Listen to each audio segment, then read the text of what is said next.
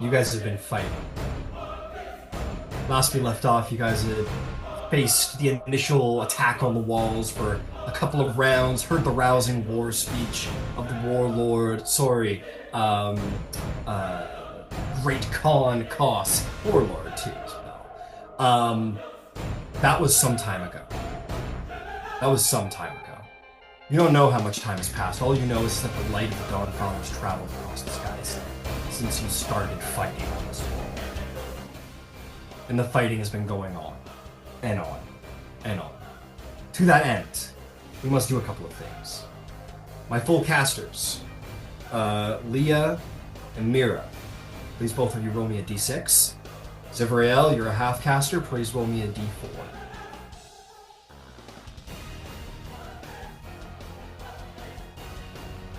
Three. Mark off 3 spell slots that could come out of any level of slot you want. Same for you, Leah, whoever you rolled. 4 spell slots. 4 spell slots from wherever you like. That could be 2 second level spells, that could be 4 first levels, whatever you want. What'd you get, Zivriel? Dang. Nothing yet. Alright. And this is, are you saying like for casters that have casted spells, or? I'm saying roll me a d4 because you are a half caster.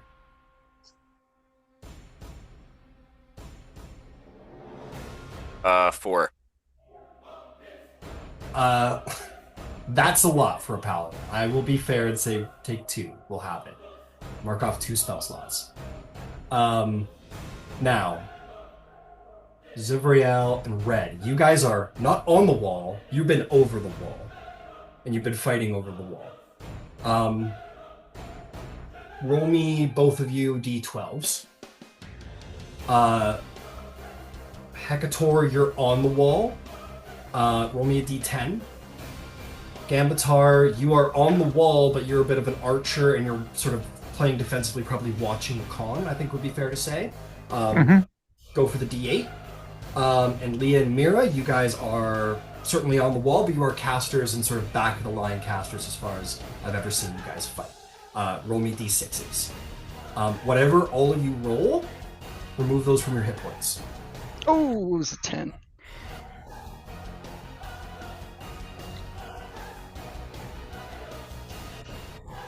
Time has been going by. Generally speaking, you've been holding. It's been desperate, but you've been holding. The polearmmen have been keeping whoever may come at bay.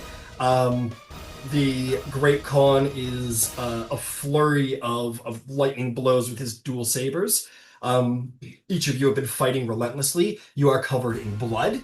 You are covered in mud. Your boots are brown and red, save Red and Zevrael, whose wings are probably growing quite tired.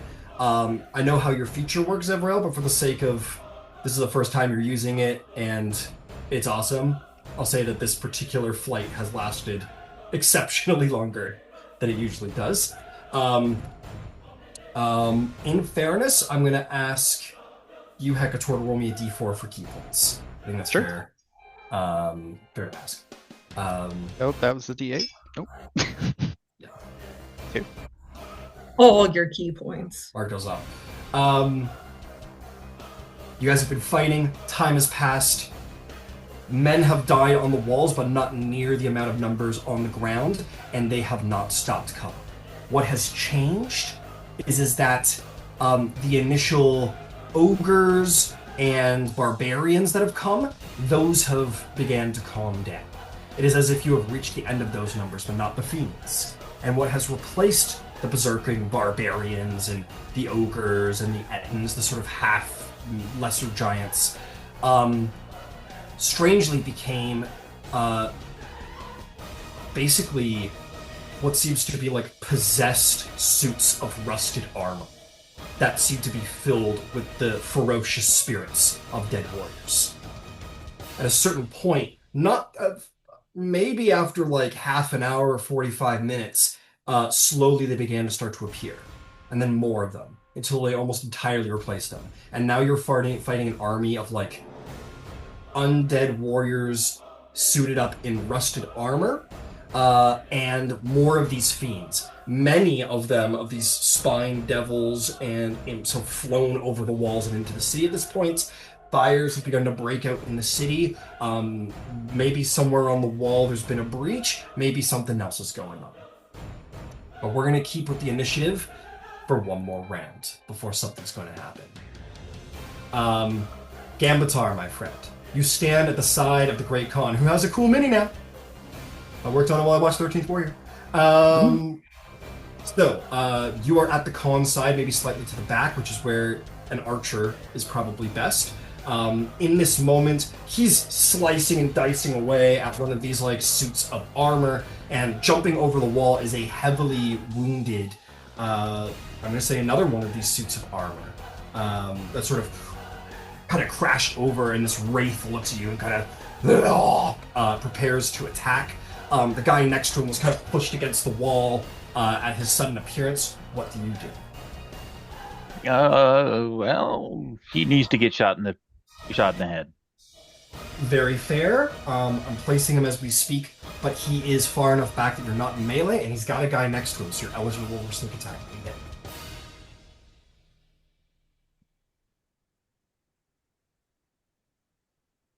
And we'll start the night with a crit. Yeah. All right, excellent. Go ahead and roll me that damage. Really? It's gonna roll dice and stack them on top of one another? There. Yeah, this fucking thing comes after you.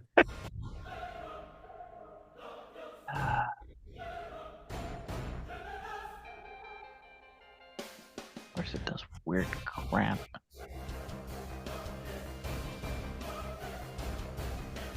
Okay. 2 and 5 is 7.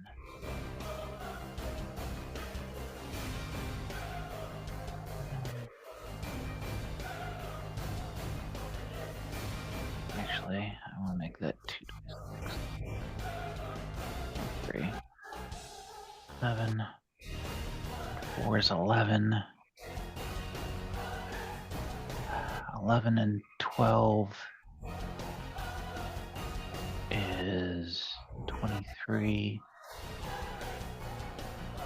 23 and 6. That'll be 29 points of damage. And as we are in a siege, we consider everything vulnerable to make up for the many, many other men fighting. So what does that come up to? 29 becomes 40 points of damage. Yeah. You send this arrow, it kind of prepares to attack you, and that arrow just right into the middle of the chest plate, piercing through the rusted, dented armor. You'll notice there's a number of holes in the armor. This has clearly been ripped apart armor previously. You just put that arrow right through him, and he falls into a heap on the wall, creating more things to step over, but something less to damage and kill. The warrior next to you who was knocked over, another one of the honor guard looks at you and just gives you a short nod before returning to his duties. Is there anything else? Nope, that's the whole shoot match. So to speak. Magnificent. The Great Khan is facing down his enemy. He is going to take 3 lightning saber attacks. He is pretty good at what he does, and he's always surrounded by his honor guard, so he's going to quickly just sidestep into a flank, and then like a razor wind of lightning and blades. That one is going to hit. That one's definitely going to hit on a natural 19, no crit, and those guys are going to hit. Just to move things along, I'm going to roll it all on the board, make things go nice and swiftly. That is going to be 2, 4, 6. And then the lightning coming in.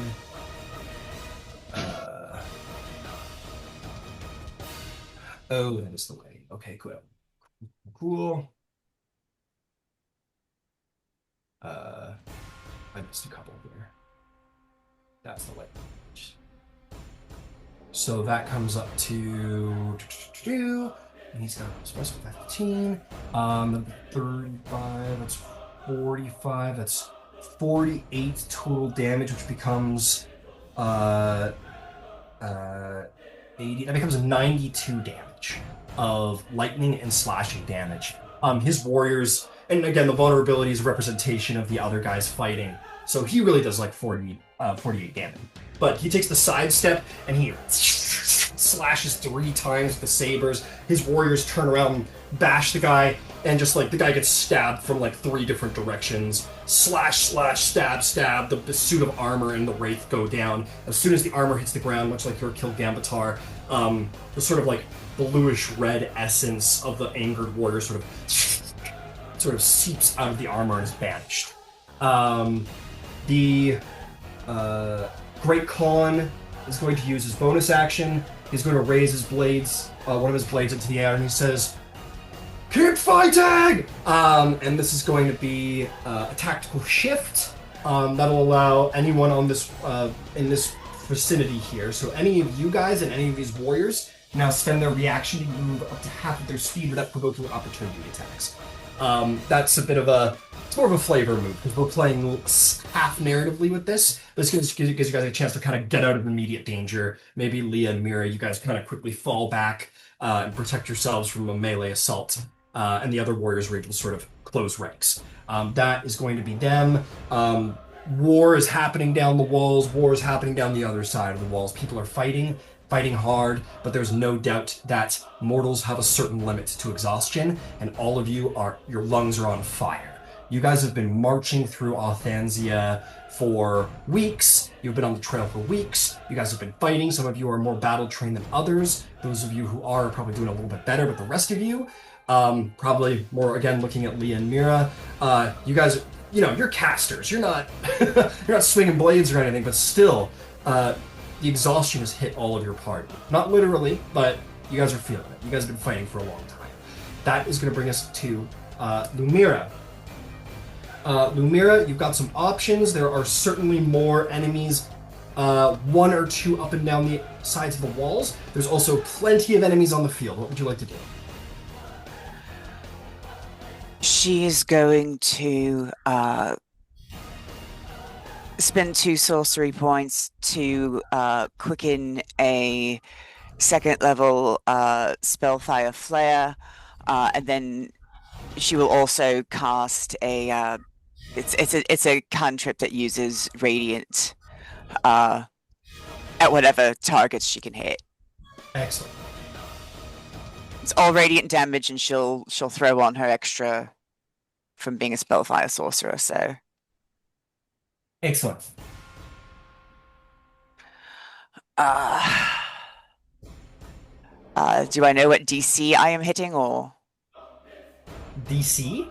what? Do you want me to roll for it, or I'm just telling you what I did and we're like, okay, Is this an that's what you attack did? roll, or is this a... Yeah. Is this a...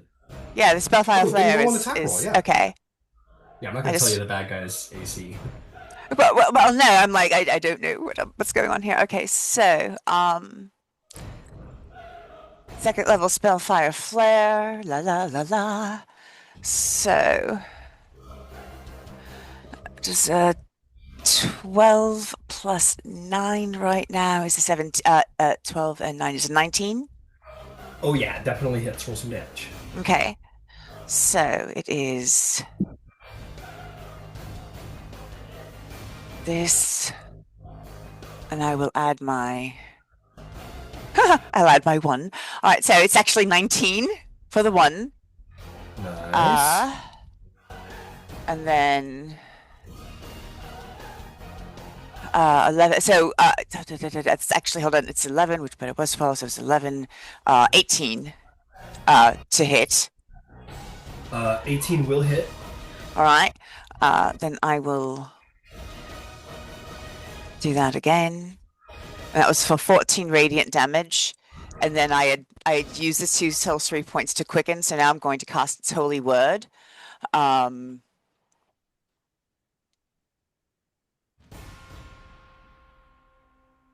16 plus 25 to hit. Oh yeah. And then that one will do 7 points of damage, and if it hit something that was either undead or a fiend, they can take an action, but they cannot move and they cannot take a reaction on that cantrip. Well, they can't because they're dead. Okay. You're like flaming on as much as you possibly can, but like this comes from your blood. This comes from your constitution. When you first entered the fight, you were fucking, Johnny Storm. You're a Human Torch with it, but now it's like kind of reduced to like a sizzle across you all the same, and you just like burn this guy with silvery flame until the spirit can't cling to the armor any longer, and it flies away, and the enemy is defeated. Well done. Already damaged, he falls. Excellent. His buddy's still coming. If there's nothing else, that will bring us to Hecator. You, my friend, certainly have been the holder of the wall here as you stand here. There is one guy who did make it past the initial blockade there, but not without damage, and it kind of looks up at you with a ghostly scream and its rusted armor. What do you do? I'm gonna hit him. Yeah, that's fair. Am I flanking with that guy? Yes, this warrior behind you has to focus on the wall, but yes, you are flanking. That is a 15 to hit. 15 will... Hang on. Yes, 15 will hit. Beautiful. Okay. So that, first off, will be 8 points of damage, and I will try to grapple him. You certainly do. At 8 becomes a 16. 20. He's still standing. That's a natural 20 on the grapple. Oh, okay. For a 28. Well, I'm not rolling. You got him. You got his ass. What are the rules for me throwing this guy off if I have him grappled? If I move him to the edge and just... My rule is going to be, because you're standing right next to the wall, is if you want to, you can. Yeah, I think that's going to be my rule. Sick. All right. So basically what he does, he's been covered in lightning this whole fight. Every time he hits, you see like a burst of light come out from the scar on his chest, and he kind of does a full haymakers, and lightning just comes flying out of him. And I think he goes to hit this guy, and lightning comes out of his scar, goes down his fist, and like his fists are covered in blood, and you just see blood explode off as this lightning goes through. And he opens his hand at the last second, just grabs this guy by the head and just tosses him off. And that's what he's been doing this whole fight. Amazing. Yeah, you're just fucking King Konging these guys off of your tower. And yeah, that guy just gets thrown off the side. He hits the ground. That would have killed a normal man, but not an undead spirit. And it kind of rises again to reattempt its ascent, but that will happen sometime later. All right. And he'll look to the guy further down, I guess. Yeah, there's this guy here for sure. Yeah, he'll engage. The guy that you threw off is prone. He also took an additional 2d6 from the fall. 5, 6. Well, it's going to be 12 points of additional damage. Yeah, you look at that guy down the way. You, I'm sure, run up to him without any issue. Everyone between you and him is dead at this point, so it is easy to get to him. You are big enough that your feet are going to crush the armor. As you run up to him, go for it. Okay. That was not very good. A 12 to hit? 12 will not hit. Okay. I assume I don't have flanking on this one. No, these guys are just slightly too far away. So yeah, okay. That's better. So that's 17 to hit. Yes. Okay. And let's see. Damages. 8 points of damage. Doubled to 16. All right. And then 16. Get him off the wall too. Sure. Sure. Well, I'll try to, if I can knock him back, because I've got my attacks hit him backwards. If I can get maybe right in front of him, so I could try to knock him back off the wall. Yeah, I'll say you could do like a bit of a roundhouse, sort of like kick him off the wall in that direction if you want. Beautiful. We'll consider it a shove. Excellent. Got it. What'd you get on the roll? Oh, for that? Let's see. Yeah, you're going for the shove grapple. 19. He rolled not nearly as good. You kick him and he is going to fall off the wall. Like his buddy, hit the ground, not die, or die again. and take 16 points more damage. What was the initial damage? Sorry. Also 16. Oh, nice. Fully doubled. So that was already doubled. Oh, got it. 8 doubled to 16. Okay. Incredible. He's off the wall. You've been doing your job quite well. There are bodies everywhere, making it really hard to move along the wall. I think at a certain point, the Khan would have certainly called out and said, like, if you got hands, get them off the wall. And some people probably reluctantly found themselves, like, pushing their friends off the side of the wall just because it's, like, to move, like, 5 feet is, like, basically like a plant growth situation where it's, like, quarter speed to walk across the walls and there's no other choice. And maybe, like, an hour ago, they started pushing bodies off of the wall, the squires and those who had no weapons. You got extra... you have anything else you want to do? Nope, that'll be it. Okay, understood. Redmond, your wings have not hurt like this since you were a child learning how to fly. You've not sustained flight for this long before. Especially not performing, like, you haven't been gliding at all. This has been pure maneuvers. This has been pure flapping. What would you like to do? To continue to try and climb the walls. The armor race, as we will call them, have taken to just, like, finding loose handholds or, like, arrows or whatnot and start climbing that way as they run out of ogres. What do you do? I don't love that. I think I'm gonna go. Let's see here. I think I'm gonna keep trying to attack the ones coming up the wall. All right. Especially if they're kind of vulnerable. If they're climbing, I'm gonna stab you in the back. Yeah, they're a little easier to hit. Absolutely, go for it. All right. First of all, I believe. Well, yeah. Let me use my movement first, so I can get close there to whomever. Not an issue with your speed, absolutely. Delightful. And then, is any compatriot within 10 feet of me? Not if you're hitting that particular guy. I imagine Zivrael is mobile and doing his own thing. That's okay. With vitality of the tree, I just wanted to make sure I'm not giving up temporary HP. Okie dokie. Then I'm gonna start stabbing. Understood. Stabby. That's a dirty 20. Oh yeah, you hit. Cool. Oh yeah, max damage 8, 9, 10, 11, 12, 13, 14 points of slashing damage. 14 is going to become 28 as arrows rain down on this guy as well. Very well done. He is definitely bloodied. And I'm gonna go again. Hell yeah. 24 to hit. Oh yeah. And that's gonna be another 14 points of slashing damage.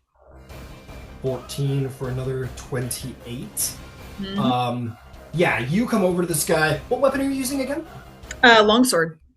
Longsword. This guy's been like, trying to crawl up and just arrows shooting him from every side, getting harried by it, continues to climb, and you just come in with your sword, drive it into his back, pull it out, and go for a down slash, which sends him down to earth. He is dead. The armor loses its spirits, and it just lays there on the ground defeated. Is there anything else for you? Well, I think that's it. Okay. Now, Zivrael, you are up next. I have something that might be of interest to you. One thing that I think is new to the battlefield is that there have been these strange constructs, I guess, that have started to enter the field about half an hour ago. They are not of this world. They are clearly like basically spirits that have inhabited like a mound of metal that vaguely looks humanoid and is covered in spikes, and they've been going around the field, grabbing the empty suits of armor, piercing them onto their shells, and walking around doing that. When their armor is completely filled, they retreat back to the forest. And I think at this point, it's probably pretty clear to understand that that is where all of these armored warriors are coming from. They are possessing armor that they have recovered from the battlefield. And I'll say the front of the wall is the nicest place to acquire some of those pieces of armor, and you look down and see one. Do you want to take on one of those guys or one of the guys climbing the wall? I'm going to say you've made your way down the wall a little bit too. You're a little farther from red at this point. What do you think? What's the plan? How big of a threat do the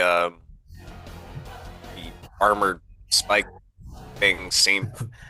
They have not been actually fighting. They've only been acquiring bodies, and they've been outside the walls, and have only been enduring like arrow blows and spells, and have not actually been fighting. They've only been acquiring these suits of armor, and that's it. I make like a free insight check or something, To see how dangerous it might be? or to see what they're trying to accomplish. Like I said, you know, no check required. It's become apparent at this point, and people start shouting it from the walls so everyone knows. They are acquiring suits of armor to be basically rebound to a wrathful spirit to continue fighting, essentially. They're recycling the armor back into new warriors. Mm.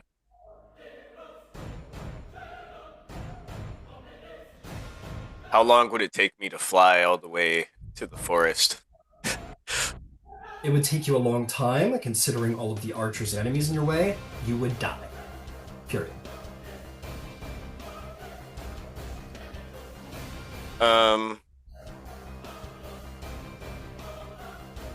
It's maybe like a quarter mile to the forest, and there are hordes of enemies between you and them.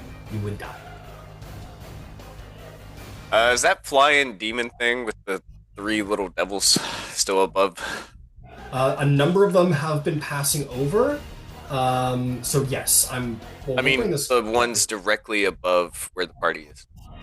Yeah, those guys are. There's a new batch. It's been a long time, but yeah, there is one right above the party right now. This is what that creature looks like, by the way. It's been acquiring suits of armor in the Zoom chat.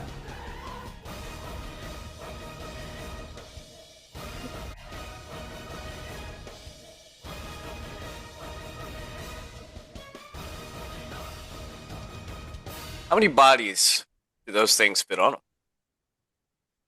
A lot. You find that you are quickly running out of time to make a decision about who you would like to fight. I'll just try to kill one of those armor body dragon things. All right, you want one of these body collectors? Absolutely. Dive down, sword first. Go for it. Make me an attack roll. I gotta put one on the field. 14?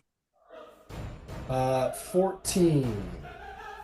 14. You swing your blade and it hits armor. Rusted though it is, the blow does not make impact. Are you still blessed, Severo? I don't know if that's worn off.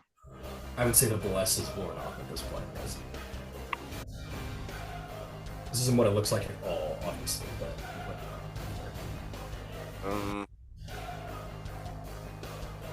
I'd like to make a second attack.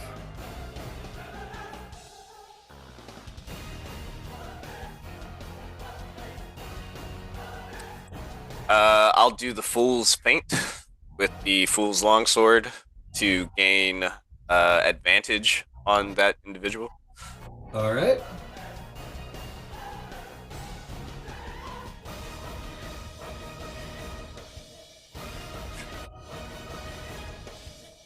That's 2 14s. Total? Yep. Yeah, you land on this thing and you start stabbing into it. You're the first person to have made physical contact with these things, and you find, I'll say your blade stabs through the thick shell just fine, but you find that there's nothing flesh underneath like you might have been hoping. These things are just purely built of just slapped together metal, and you don't find purchase, unfortunately. I'll get ready for it to walk away from me if it tries. All right. Prepare for a reaction. That is going to bring us to Leosatra. Leosatra, What would you like to do? All the enemies have been cleared from the walls by your allies, but there's plenty of dudes on the field and above you. What would you like to do?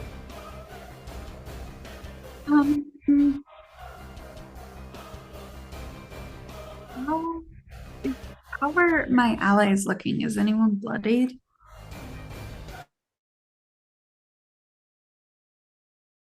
As a no? And are the 3 fiends above me within 30 feet? I believe so. Yes, absolutely. I'll have Bane on the 3 of them. It's a charisma 16 save. Charisma 16 save. Understood. The Spined Devil rolled a nat 20. The 2 little imps rolled wisdom save. That's going to be a 17 and a 14. Okay. So I believe that's a failure for one of them. Yeah, one of them's a failure. And it was charisma, if that made a difference. It did, so that was a 15 for the guy who failed. Instead of a 14. Okay, so two failures then on the ends. Got it.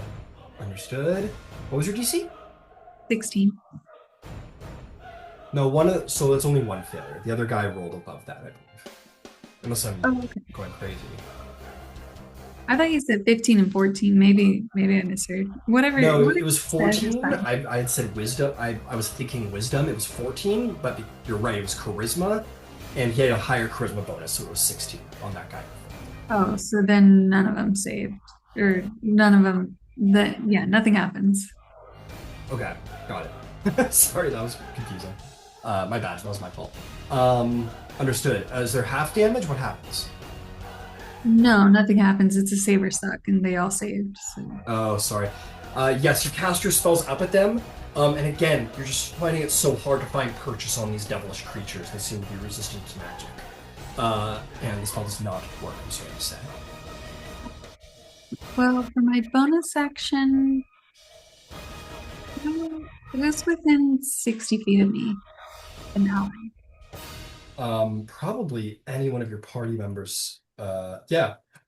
Any one of your party members, the Great Khan, and anyone from his guard, like tons of people.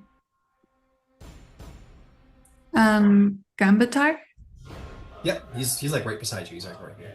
Oh, perfect. Not right beside you, but still. Do that again, friend. Aim true, and she'll give you a bardic inspiration. Awesome. Hell yeah.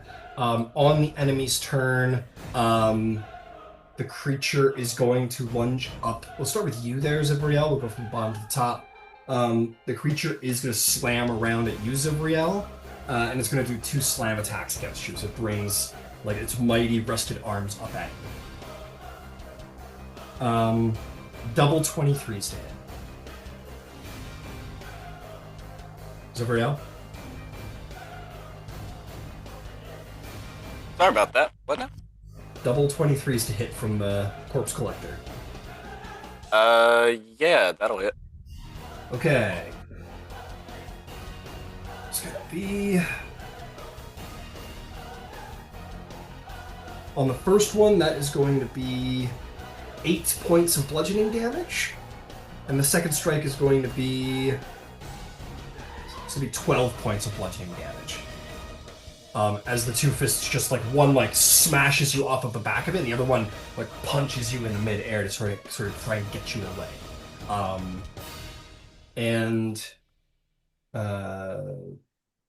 think it will just duke up, be ready to fight you. The guys keep swarming, keep attempting to climb up the side of the wall. On this particular round, these guys are ready to go. They continue to make purchase upon the wall. The enemy's attacking, but they're being held at bay. As we hit the end of the initiative order and the enemy's turn, enemies are crawling up. You guys are exhausted. It's hard to hold on to, how long is this going to go on for? And in this moment, you hear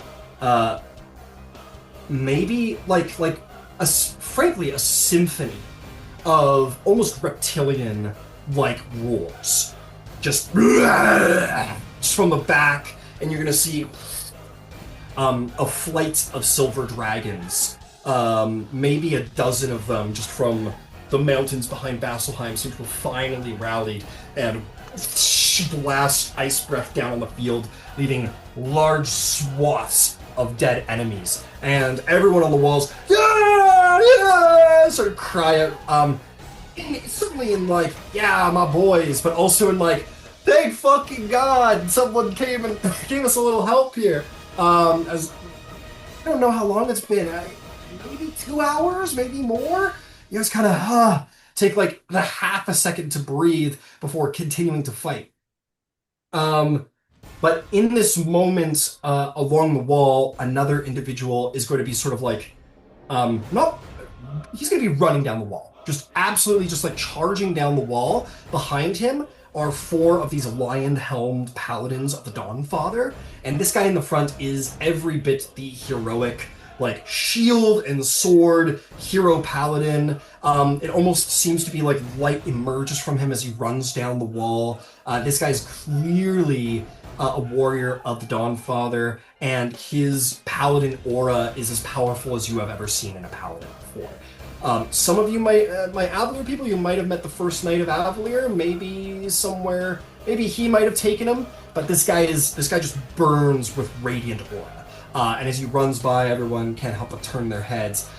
This guy runs down the wall, screaming, "Preserve your spells! Preserve your abilities! This is not an attack, this is a siege! Preserve your powers!" As he runs down the wall, the Great Khan turns to look at him.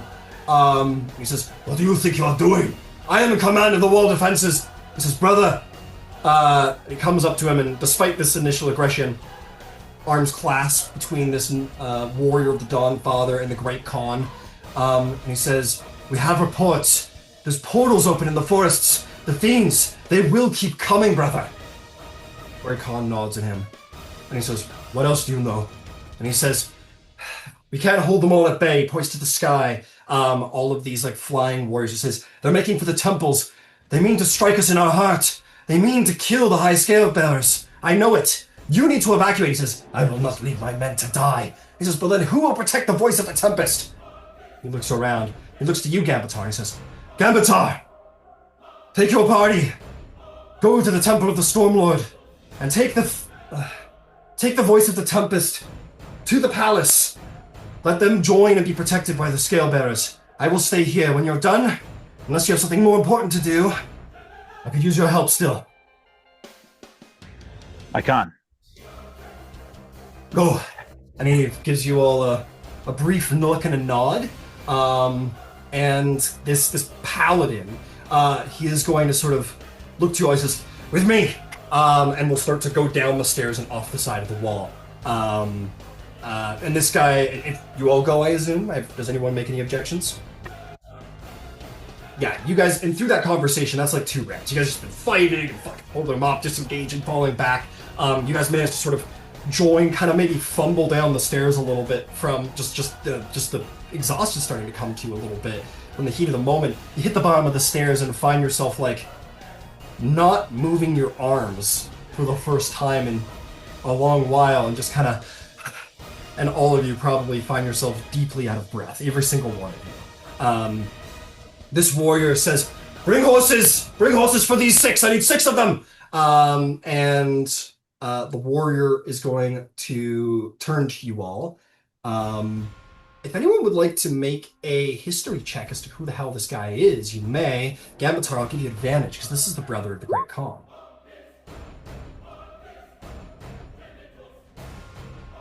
18. 18, got it. Who else? Anybody else wanted to roll? 20. I got a 9, so no. No. 19 from Leah, 20 from Gambatar. You will only know him by sorry, who was my 19? Did I get that wrong? I got an 18 as well. 18 still. Yeah, you're good. You only know him by reputation, Leah. like you've maybe had a fascination in like the legends of Asilra and whatnot. Maybe heard of the brother of the Great Khan, as his reputation. Despite the fact that he's not a ruler, his reputation almost matches his brother's as a scale bearer of the Stormlord and the Great Khan of Althansia. This is the champion of the Dawnfather. This man is specifically chosen by the Dawnfather as his greatest warrior on the mortal plane. This guy is Yosvarda, champion of the Dawnfather. He is High Bearer of Vasselheim and High Bearer of Vasselheim and Dawn Marshal of.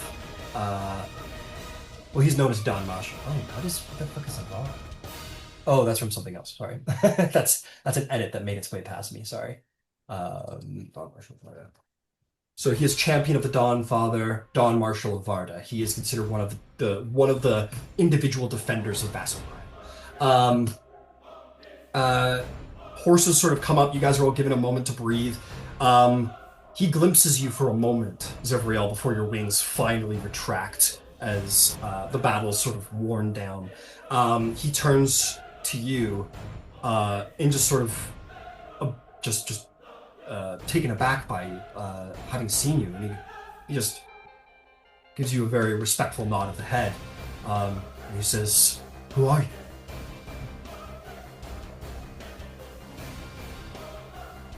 My name is Zevriel.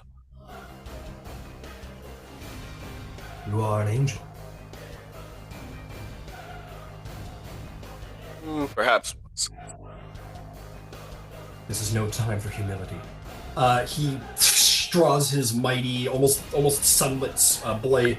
He says, "The Dawnfather's angel is with us! I am with you!" And the men sort of cry out for you, Zevriel, for him.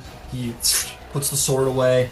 Your own steed, as you could have easily telepathically called him, will, yep, exactly, a whistle on the wind, and your steed quickly makes his way up to you, as 5 other horses. These aren't your horses. These are some poor bloke's horses, some knightly horses, and are pulled up. You guys all mount up, and Yosvarda says, "Good luck to the Temple of the Stormlord. The voice of the Tempest will surely need your help. Good luck." And if there's no other dispute, whoever wishes to lead the charge may. Gambatar will be you know right where at that that. is. Yeah, fair enough. You're the only one who's been here before, so you know how to get there. And Gambatar, the finest rider amongst you, will take the head. Absolutely. You ride through the streets. You guys have been fighting for 2 hours. This is a siege. This is blood. This is mud. This is dirty. I'm gonna go around for a little bit. We're gonna take a breather from the fighting and my narrations. I'm gonna start with perhaps our least prepared for a whole siege, Leah.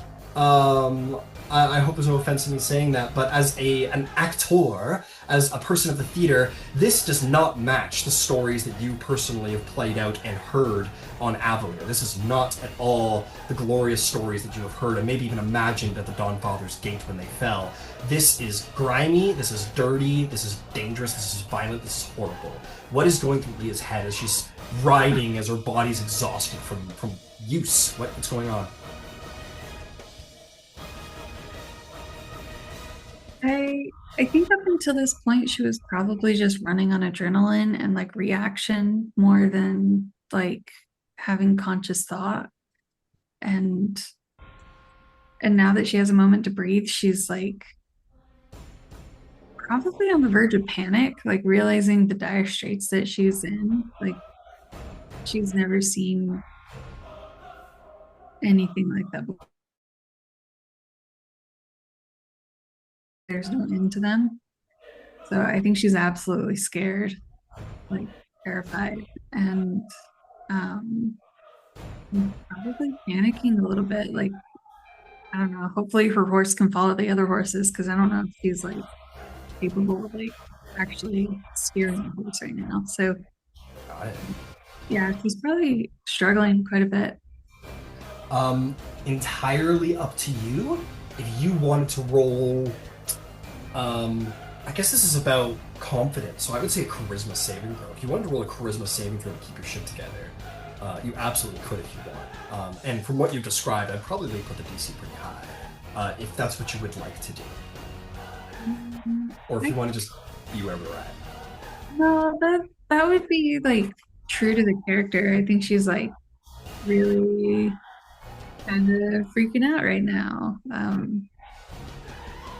Perfect. Yeah.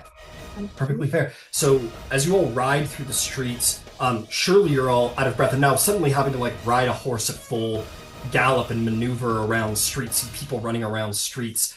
And surely it's like, okay, out of the frying pan to the, you went from swinging your arms nonstop to now having to like hold tight and maneuver this horse. It's not an easy thing to do. And some of you might see maybe Leah kind of just clinging to the saddle tightly. Maybe almost like in a little bit of a hyperventilation a little bit. Absolutely. As you guys are riding through and you see more of these devils just riding above, dragons going the other way, going around for another attack, screams, people. One young squire has a handful of swords running. One of them falls out and on the street beside him, but he keeps running to rearm somebody. Who's next? Who else has something they're doing or something they're thinking? Oh, I rolled the save. Did you still want to do that? Oh, I'm sorry. I thought you weren't going to roll. My apologies. Go right ahead. No. I think it would be like. I really like the idea because I think it's like true to what she's experiencing right now, and so. Okay. Anyway, I rolled a 19. A 19. I set the DC at 12. From what you described, it was pretty. What we're going through was pretty intense, and despite your great, despite your abilities and your great confidence in yourself, you are just, you're going through it right now. We'll say that you're in the middle of a bit of a panic. We'll call you stunned for the time being. You're holding on to that horse just fine. You're not going to fall off the horse, but it's all you can do to hold on to it. And some people might notice that. Maybe not Gambatar, who's leading the charge, but whoever thinks they'd be riding near Leah might notice this. Who's next? Who has something that they're feeling or wanting to do that they want to talk about? I'll call on someone. I think Zevriel is just going to lay on hands himself. Okay. What's Zevriel experiencing in this moment? Is he doing anything in particular? No. Okay. What about Hecator? Hecator, that was a big fight. What's going on? Yeah, I mean, I think he's been training for something like this. Like, he's been doing nothing but conditioning for a very long time. Like, he just runs every single morning. The pace is quick, and it's a lot for him for sure. And I think early on in the fight, you'd see all of his movements. He does quick jabs. That's how he always fights. And now, at this point, he's putting no effort into stopping his momentum for his hits. Every hit is a follow through. He's throwing haymakers every time. He's kicks are fully knocking people over. He's not trying to stop. Probably feeling pretty furious. Seeing this army. And just flashbacks of kind of feeling helpless in Kath Moira. He's probably feeling some fury right now, and he's just Fair breathing enough. as hard as he can. Understood. You're riding, you're furious, you're breathing heavily. You barely notice that your knuckles have been bleeding for the last little while, and anyone who looks over at Hecator might see this intensity you haven't seen from Hecator before, and the fucking bloody knuckles. From just the haymakers. Excellent. As we're, I think, moving up the line a little bit, I'm going to call on you, Red. My guardsman, my militiaman, my small town boy. You are in quite a pickle, my friend. How are you doing? Your wings hurt. What's the feeling? I think the literal opposite of Hecator. They have not been training for this. I'm not even certain what they were training for as a militiaman in their small town. Probably Let to deal with alone drunks, dude. That's what I'm saying. Like, I feel like, yeah, very small town, like, no perspective that, obviously we've talked before about like maybe in stories hearing about like battles of this grandeur, but like never in their lifetime would they have thought that they would be like smack dab in the middle of all of this. So I think, again, still that like, how did a small bird like me end up in a big mess like this? But I think one thing that is changing or starting to shift with them is um not so much like fear, because I feel like there was a lot of fear in the beginning of like the unknown, and like just again like the stature of things collapsing around them, being separated from their family, having their home destroyed. And I think now, through the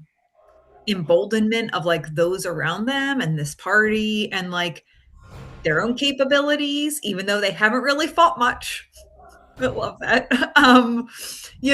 Kind of like I think they're believing more that like they're capable of doing like hard things, and like maybe they don't necessarily truly believe or understand like why they of all creatures are there. I think they're trying to continue to like make sense of it all. A lot. It is a lot and very fair. And that is a very interesting perspective because, I mean, you guys just fought and survived on that wall for a long time. And, I mean, if there's nothing more than a confidence builder is doing something you never thought you could ever possibly do in your wildest dreams. And that was something. That must have been for some of you. Keeping up the line a little bit, I'm gonna save my lead horseman for last. What about Mira? Mira, much like Leah, you come from a place of not like this. Your boots are bloodied. Your body's covered in blood. You don't know if it's friendly blood or enemy blood. It's chaos. Absolute fucking chaos. What's going through your head?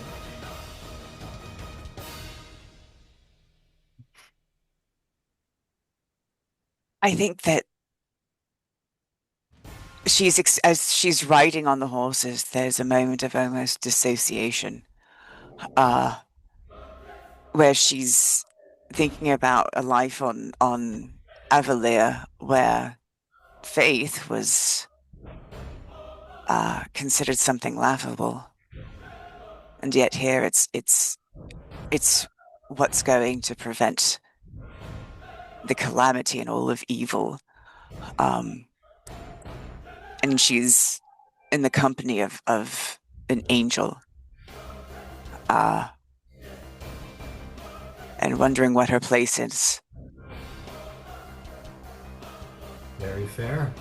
And you have faced evil and you have overcome it on this journey.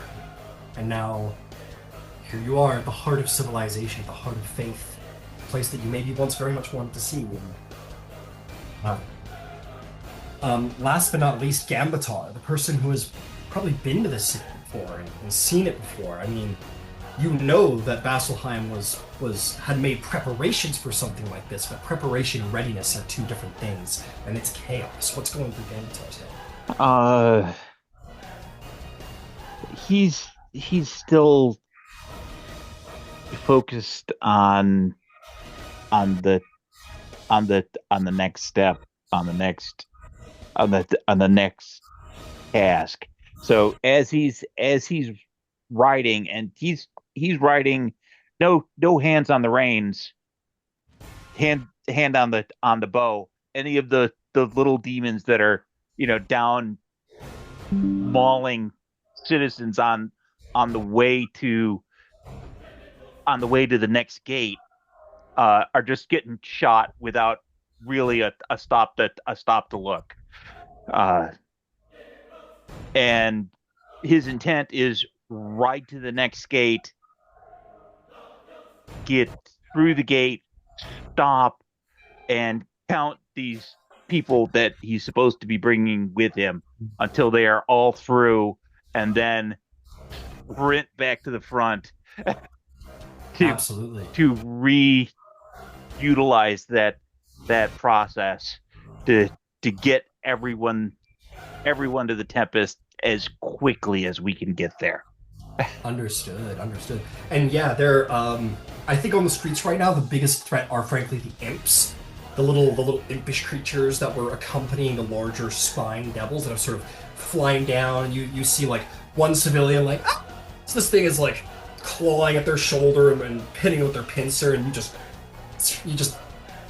And it's the bring that guy wall. to the wall. Absolutely, yeah, into the wall, and it just disintegrates around your arrows. You're just riding, waiting for the next thing.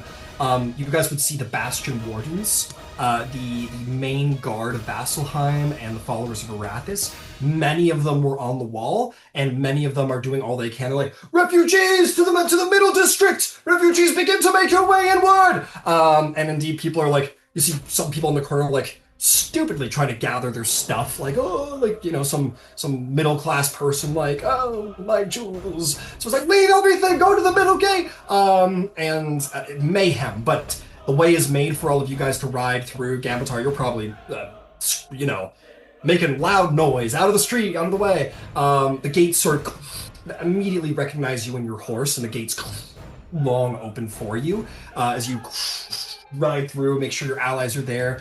And you guys sling around and come into a small courtyard, which is indeed the Temple of the Stormlord. Circumstances, but you get what you get. You look up at this magnificent temple.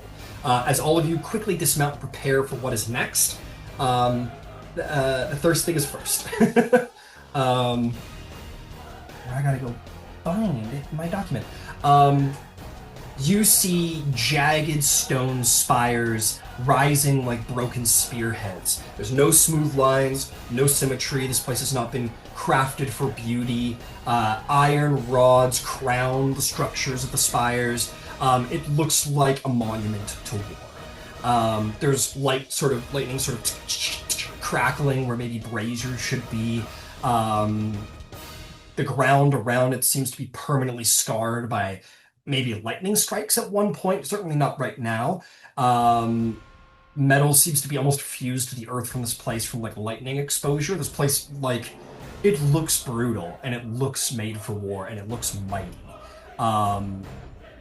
But what is of more concern to you is a couple of things. The first of which is as you're all kind of dismounting, and Gambatar, you're looking around counting to make sure. I think Leah's, correct me if I'm wrong, Leah, but you're probably still in the saddle as the horses come to a halt, and you're just clung desperately to the saddle. And maybe Mira's in a bit of a dissociation still as well, as the horse is kind of slowly coming back to it. Is there anyone here who would wish to help out an ally who's having a bit of trouble right now? Sure. Hecator would try to help Leah off the horse. Gosh. I can't go back there. I don't think I can go back there. We shouldn't need to. We'll finish what's happening up here and they'll be fine. You saw the guy with the lightning butter knives. He's fine. Okay. Well,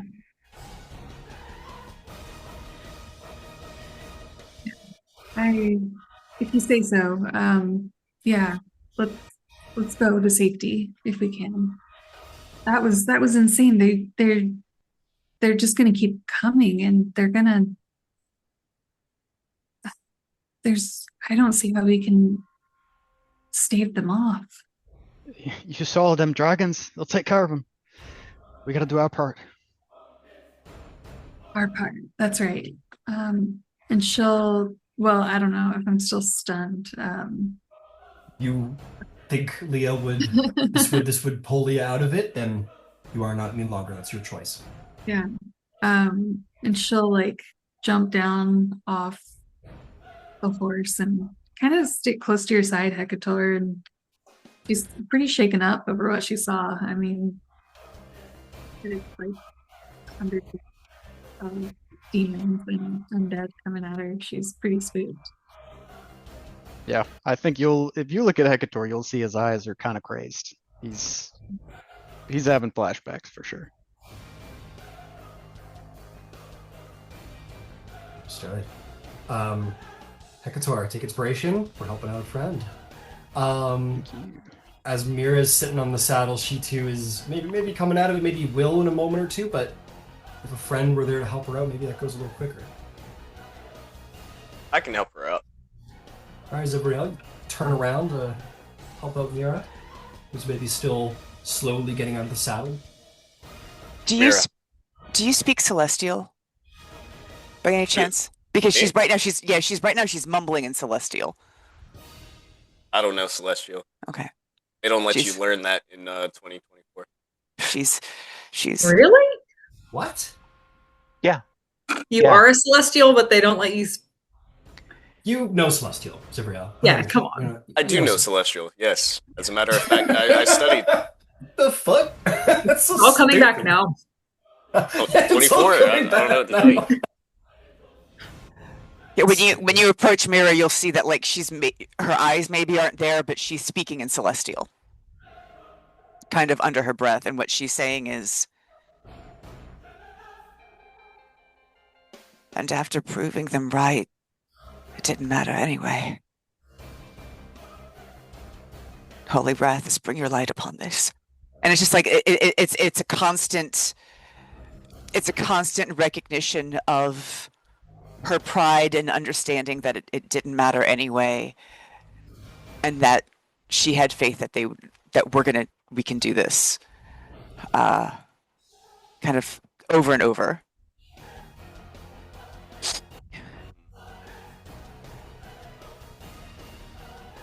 And I think he'll say back to you in Celestial. Something along the... Well, what language would you say Celestial sounds like, Ryan? I kind of go with Latin when I think of Latin? Celestial. I don't really know what that sounds like. In nomine Patris Spiritus Sancti. That's exactly what I was thinking. Wait, if you've ever seen the movie Dracula from back, I guess in the 90s with Keanu Reeves, they speak Romanian. Romanian actually sounds a lot like Latin being spoke when it's not in a Catholic church. Okay. Hold on, I got something for you here.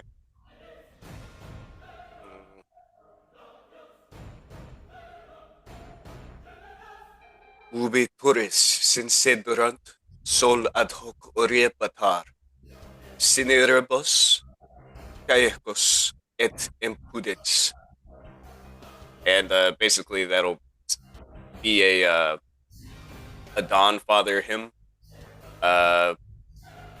saying where towers fell, sun still rose, ash blind, unshamed. And she'll respond, "Glory be to the Dawn Father." Oh. That was great. Loved everything about that. Fucking red. Yeah. Now get off the horse. That's great. Yeah, take inspiration, Zabriel. Incredible.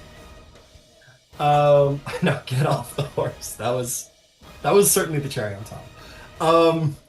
Gambatar and Red. You two had more important matters to look at as these four are kind of gathering themselves.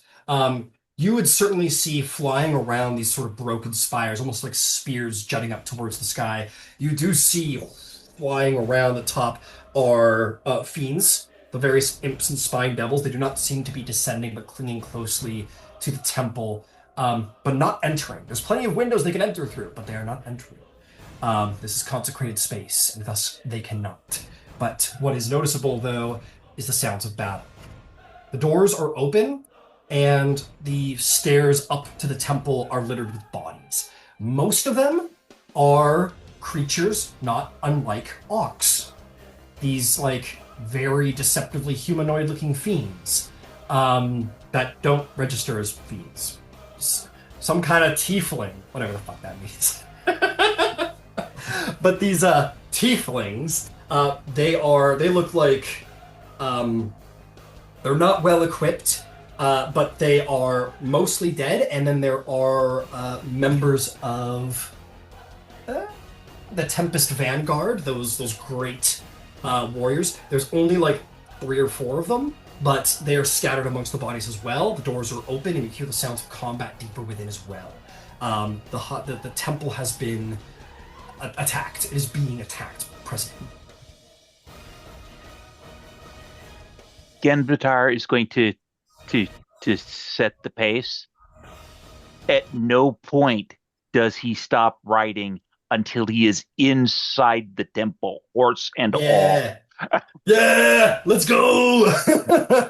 Yeah, you Gandalf like ride right up the steps, while the other party members are sort of recovering. Red, are you like, oh, that's sick, and are you doing it too?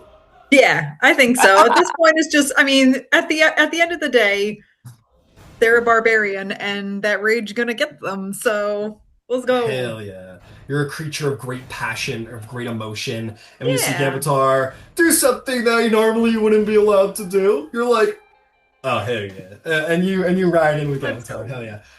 Given the moments, very dramatic. You guys riding Okay, through Mira, the doors. just kidding. Get back on the horse. Gives her a little foot boost, like You guys are gonna be on foot, but you guys are gonna come in presently.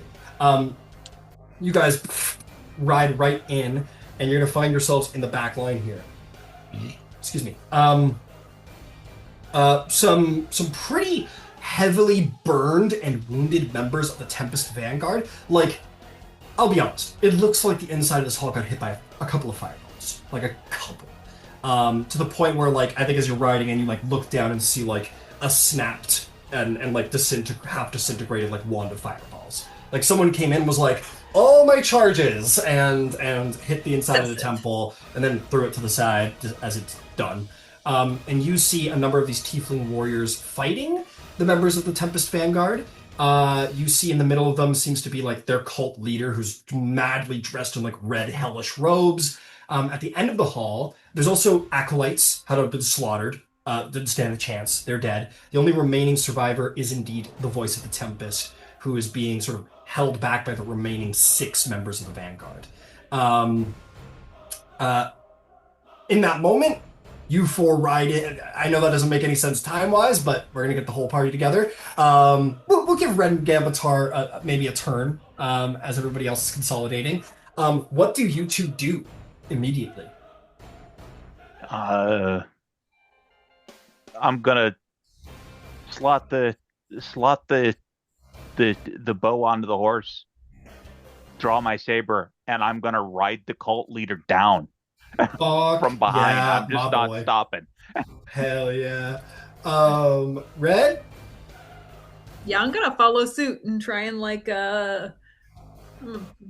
a cavalier rider today, and I'm gonna try and slash from on top of that horse. Fucking right. Let's roll initiative. I'm going to get all of you guys who are outside still to roll initiative as well, please. I need a pole arm so bad. Just look on the ground, you might find one. Honestly, for real, I want a glaive. Hell, they're around, man. They're around. All right, I'm just getting my ducks in a row. I guess I shouldn't be doing that right now. Okay, Red, the Cavalier Rider. It's not where this was going, but we're here now, so. Fuck yeah, whatever. we're the best, whatever. And I have a little wolf familiar following me. Yeah. Yeah, he's like just desperately trying to keep up. Yeah, I gotta say that's probably really cool. You guys all riding in your various aesthetics, and then also like a small fleet of like your Pokemon following you as well. Incredible. Okay, initiative. I gotta drop you guys in there so that. I imagine when Red rages, it's like it's a wolf hearing another wolf howl. It's like, oh no, you're gonna make me do it. Like, how? I love it. Red like goes into a rage, goes, I have the power, and Red's dog like turns into a saber-tooth tiger. I can fight. Actually, the picture that pops into my head is Red entering the rage is full on owl bear. Yeah. It's morphin' Oh, time. That's awesome. Owlbear's sick.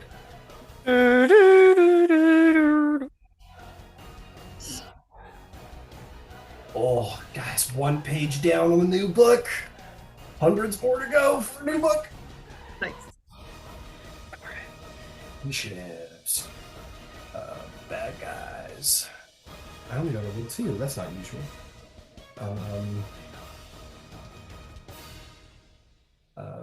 I will do what I normally do. Oh, I gotta get my warriors in there. I will do And what the I bad must. I think this rolled actually pretty decently. It's gonna be 19. Bad guy cultist is gonna ooh, they rolled really damn good. Warriors are going to roll. That was sorry. I knew I had almost every stat block ready. Okay, that'll do. Okay, who rolled a 20 plus? 27. Hell yeah! The two that needed to. And 22, 23. I have the alert sheet. I'd like Red to take the 27. I'll take the 23. I gotta say, Gamatar, man, you've been leading the charge. You've clearly been inspiring Red to do some cavalier work. You give Red the front of the initiative. What's that look like?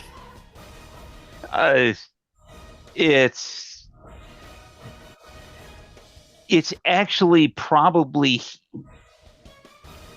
Red's probably doesn't ride as much, so it's probably Ganbatar slowing up just enough to let his horse nudge Red's horse into the best line for the mounted attack. Fair enough. Yeah, fair enough. You kind of just quietly positioned yourself in the way and let Red have the go. Very good. Okay, who rolled a 15 or above? 18. 18. Understood. Understood. Oh, hang on. There we go. There, my brain started working. 18, you say. Understood. Put you there. Who rolled a 10 plus? 14. 14. What'd you get, Leah? 11. 11. Okay, got it. All right, Redmond.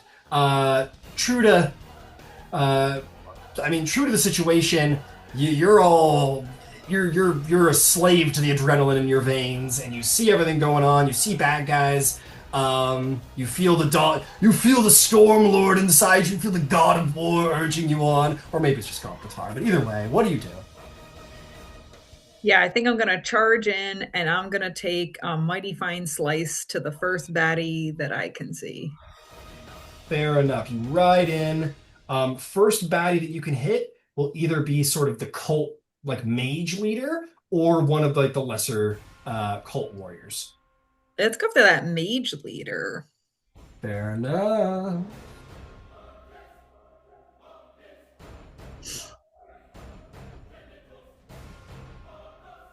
Yeah. So I think they're just gonna like gallop in real hard, and I'm gonna use my bonus action to rage, of course. Yeah. And I think it's gonna be like really primal, like a screech, and like simultaneously trying to like swing their longsword to get a nice gash in if they can. Hell yeah. And when I do that real quick, let me get my temporary HP on, and then Gambatar should get real quick. Let's see here. 9 temporary hit points.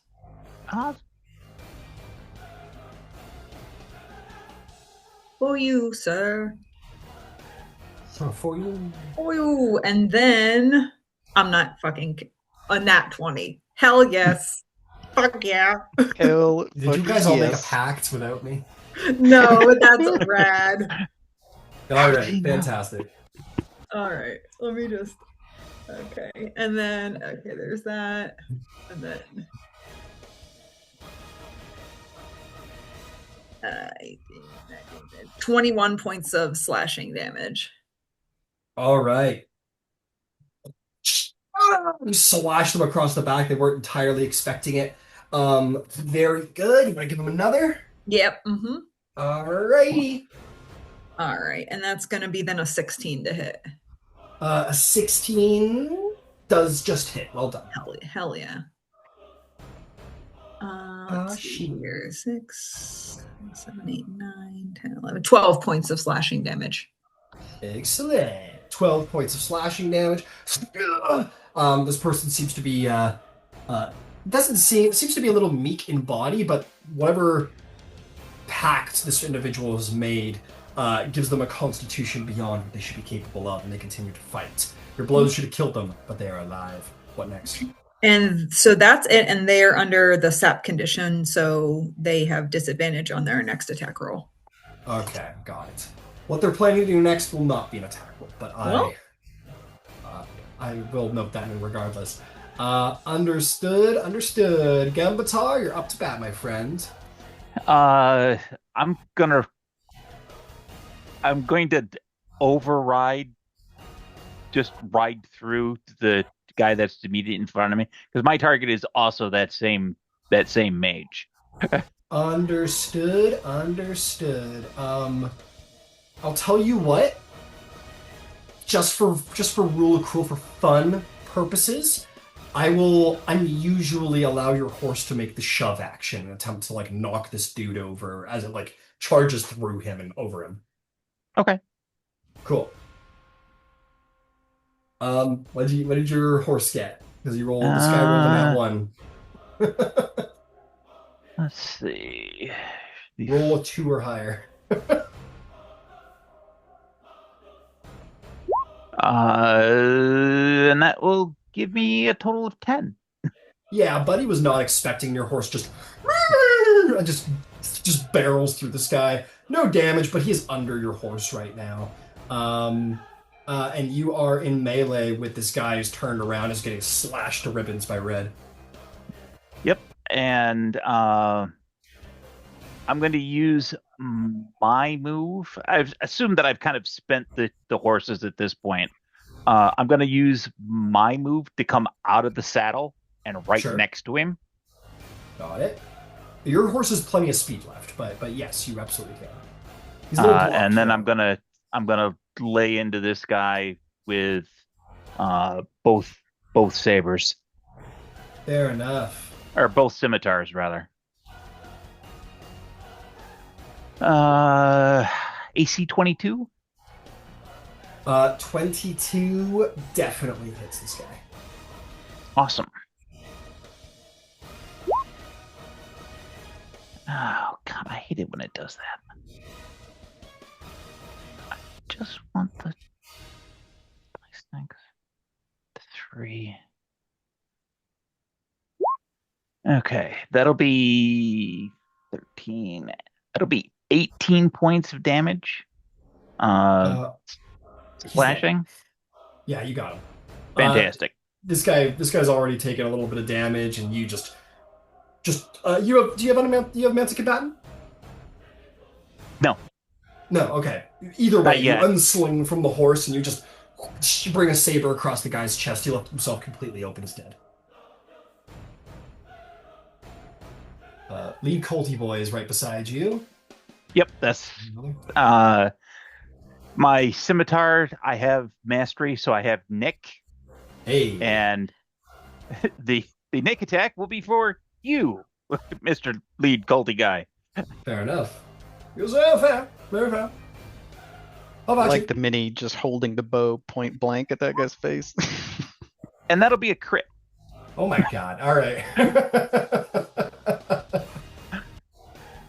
Ryan just disconnects the session. Well, you know. I get $1 for every time you guys crit. You guys have to pay me extra $1. Every enemy's gonna have silvery bars now. 12, We all get rewarded when you crit, 18, right? 30. I'd be rich if I had $1 for every time you guys crit. These days, anyway. 6. 6 is 12. 5 is 17. 17 and 12 is 29. That'll be 29 damage and a DC 16 deck save, or be tripped. I got a 14 on the dex. Be tripped. Be tripped. This person is bloodied and tripped over. They were like coming in all, ah! And then suddenly they were, as he is definitely on the ground now. And that's a much easier spot to get run over by a horse. Congratulations. I would say so. Yeah, I'd say so. If that is all, Yeah, that's everything I can muster in one go. fair enough. Buddy here is going to take his sword, and he's going to keep fighting this Vanguard guy who is like super hurt from what must have been a very, very he's the guy who saved the saving throw. The blade comes in, and you're like, okay, these guys are here to like protect the caster. That's their purpose. Their fodder is what they are. Because this guy swings a sword, he's like, yeah, like literally just like a stupid overextended swing. And the Vanguard guy, damaged though that he is, just kind of just like in his damage, is still just like easily roils back every time. The blow misses. This guy's going to shout something in a horrific language you've never heard before. He's and these guys are all over here going to disengage, and they're going to charge over to the voice of the Tempest, who is laying on the ground, who did not save the dex save against the fireball. That is all they've got to do this round. That's going to bring us to our head culty boy. He's going to stand up, who groans, and says, "The altar, you fools! The altar!" And is going to, I'll have disadvantage. Oh, why didn't I do this? I'm so stupid. Oh well. Too late. Is gonna do just that. Is going to say, "You sent me to do your bidding. Let it be so." And puts his hand forward and is going to cast a 6th level fireball at the altar.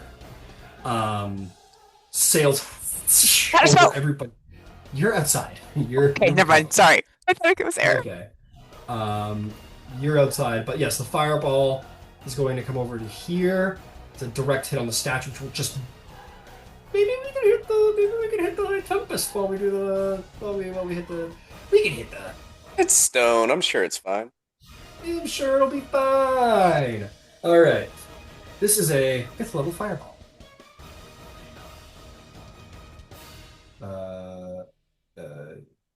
8d6, so it's 10d6.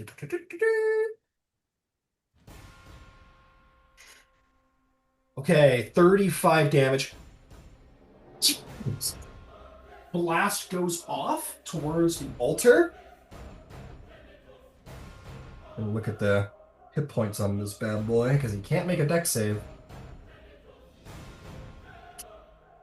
Here we are.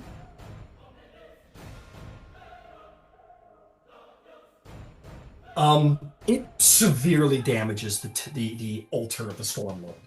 Cracks the stone. There's like a bit of a hole. Like, you know, there's clearly damage to the altar, to the statue of the Stormlord. Not destroyed, but not far away. If someone were to get over there and like make a good clean blow, they could probably take down the statue and maybe affect the sanctity of this temple, which would never happen before. The Temple of the Stormlord being sacrileged like this, this would be a first. This person is holding their wounds. He is on the verge of being bloodied, but is not quite there. And is not going to risk any opportunity attacks from you, Mr. Stabby Stab. That is going to bring us... Lumira, now you appear in the doorway. But that Brian? is... Yes. I'd like to use my reaction. Uh-huh. He ended his turn within 5 feet of me. He sure did. I'm going to use Skirmisher, which will let me move 15 feet without an attack of opportunity towards the Tempest. Okay. Absolutely. You just charge off, no problem. Lumira, you've made it into the doorway, but that is going to be considered your turn. Okay. That brings us to our warriors here. Who are a little bit torn as what to do. These guys are just going to attack the head cultist here. These fellas are going to try and protect the High Tempest as well. Also, the Voice of the Tempest, he got hit with the fireball, so he took a death failure. Now, so these guys' turns, they're pretty hurt, but they still got plenty of the tank. First strike against my culty boy here. Actually misses. Second attack misses as well. And third attack, damn. This guy's just fucked. This guy is so fucked up. He's like barely able to swing his sword, and it's wide and broad. And the guys are kind of, evil, and they're kind of like letting him swing wildly as he's trying to defend the High Priest. The other guy is going to take swings at his adversaries. That's a hit. That's a hit. That might be all we need, actually. These guys hit pretty hard. This could be 5. Yeah, first guy is dead on the saber blow. Last saber blow coming in. That will hit, and that is going to be... yeah, that's max damage. He's going to kill this guy.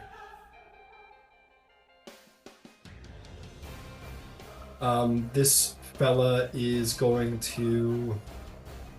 Actually, I take it back. This guy's going to remain fighting his cultist adversary. This guy will charge in here. This guy's going to back up his buddy over here. That is a success on the hit.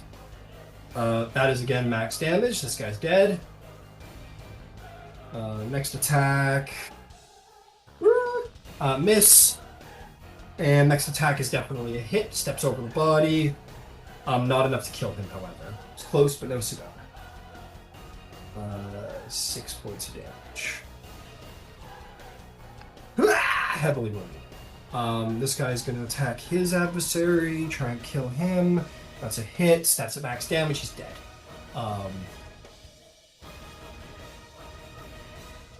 Then these guys are going to swarm the head cultist who has been striking away. This guy's got 2 more attacks. That is against the head cultist.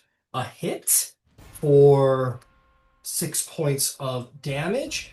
The head cultist, I forgot to do this earlier, he's going to do it now. As he gets struck in the arm, a mote of hellfire is going to blast out as he casts Hellish Rebuke. That is a dex save. He saves. It might save, but it might not.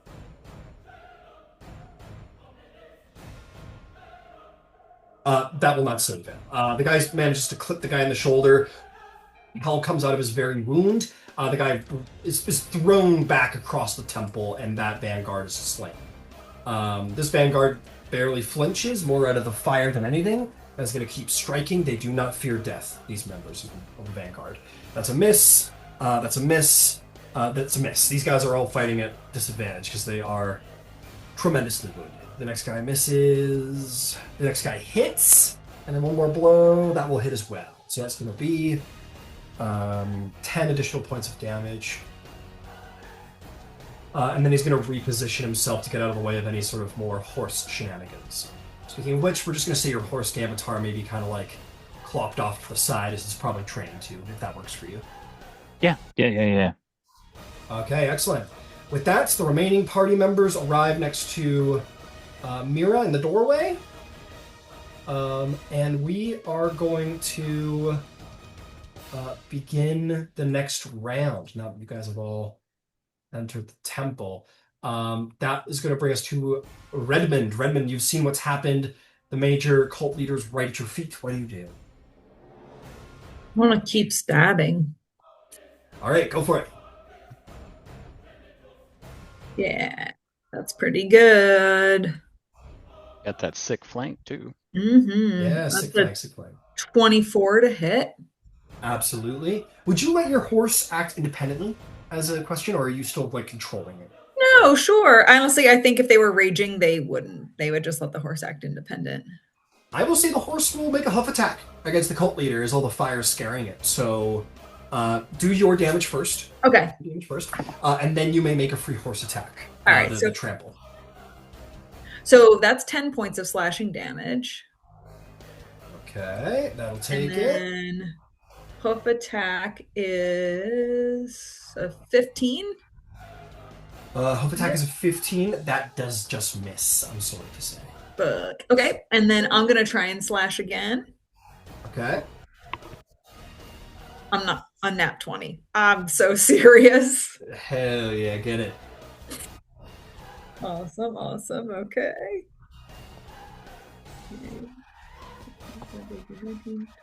22 points of slashing damage. Hell yeah, this guy is looking pretty beat up. Well done. Is there anything else? That is it. Barely alive. Maybe two more big hits might do it. Okay. Your horse is going to end its turn by sort of backing up fearfully from all the fire. Horse does not like fire, but the reaction's already spent. There's no damage done. That's great. Gambatar, you are up, my friend. What's the plan? I'm going to move directly to the Tempest. Okay. And I'm going to pitch him over her shoulder. Okay. And then I'm going to bonus action dash. Okay. And where the hell is out of line of sight? You could probably try and post it behind a pillar if you wanted. Actually, no. We'll post up. No, they nuked the altar. Yeah. We'll move out behind a pillar. I need to get him under cover and away from any of the other shenanigan folks. You bring him over there. It was a forced movement, so there's no opportunity attacks in the the Voice of the Tempest. Well done. You and him are behind the pillar. You got him over his shoulder, and he's kind of sort of grunting quietly from the pain. There's nothing else? Nope, that's it. Understood. All right, the cultist, as you drag this guy away, he kind of is not very happy because he was almost about to have the glory of killing the high priest of the Stormlord.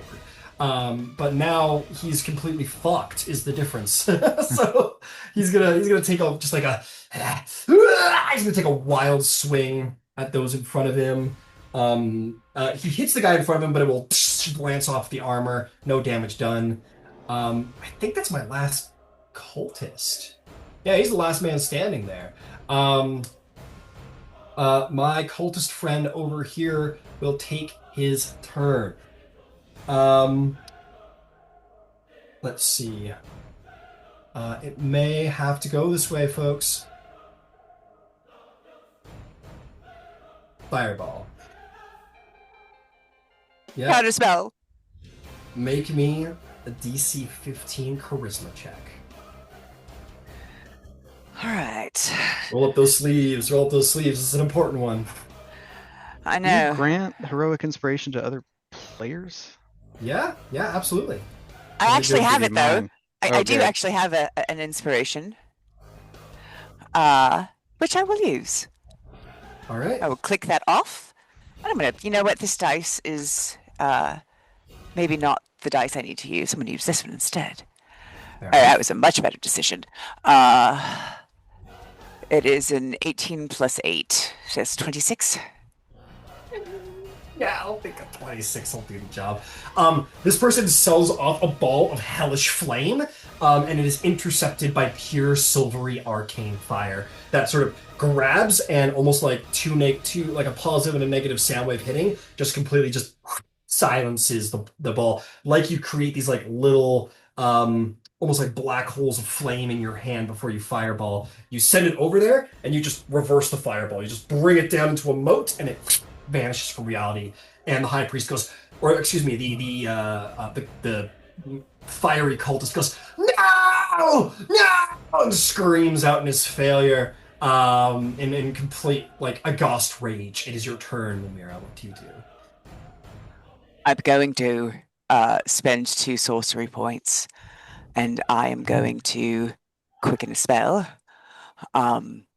And that spell that I am quickening will be a second level spell, Fire Flare.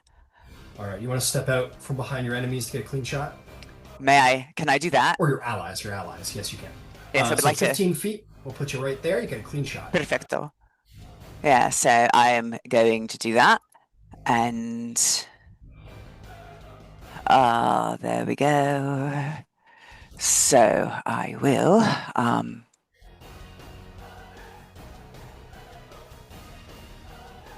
hit the first shot, which is a 19. A 19. Oh yeah, 19 will hit. Absolutely. All right, so the first shot does 17 points of radiant damage. The second shot. How would you like to kill the lead cultist? Oh, sweet. The same fire, the way it ate up the fire. This blast kind of does the same thing around like his life force. Oh, okay. It just sort of drops him. Got it. You just suck all the fiendish evil, and there's nothing left inside of him. He just falls to the ground to his knees, as his soul probably goes on to a not a very happy place. That is that. Well done. Well done, indeed. All right. Is there anyone else standing? There is this guy way at the back of the temple. Yeah. Pretty heavily obscured to you. Oh shit. I quickened a spell and I literally have 2 more shots. All right. You want to hold it? Yeah, you can hold it if you want. I'll do the old pick up. Yeah, I will hold the rest of my spring. Yeah, he's fucked. This guy's fucked. Okay, so you take out the cultist. I'm not even worried. These 3 guys just swarm the last cultist and just cut the guy to ribbons. My apologies, Hector, Leah, and Zavriel for the how the combat went. But we do have a very important rule to make. The Voice of the Tempest is on 2 death failures. I'm going to roll the last one now, as it is his turn. Can I give him my heroic inspiration? Sure. If Sure you it can. stayed in initiative, I would have tried to get like a healing word over there. Yes, but it is his turn right now. Respectfully, Oh, where the fuck is my character, dog? Your character is standing at the door.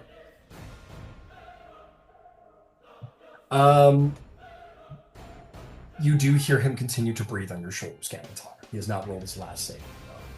At which point, we can exit initiative because you guys will absolutely be able to get there in time. Leah, you would have been next, so if you wanted to run over and throw a spell his way, you certainly could.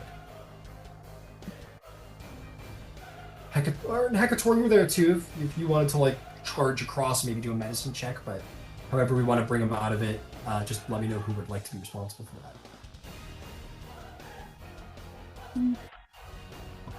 yeah, I'll Leave it to feel Lear. like I'm healing. Okay. Yep, you see Gavatar come out with the priest over his shoulders, and you can lend a healing word. You want to roll that up? Yeah, we'll do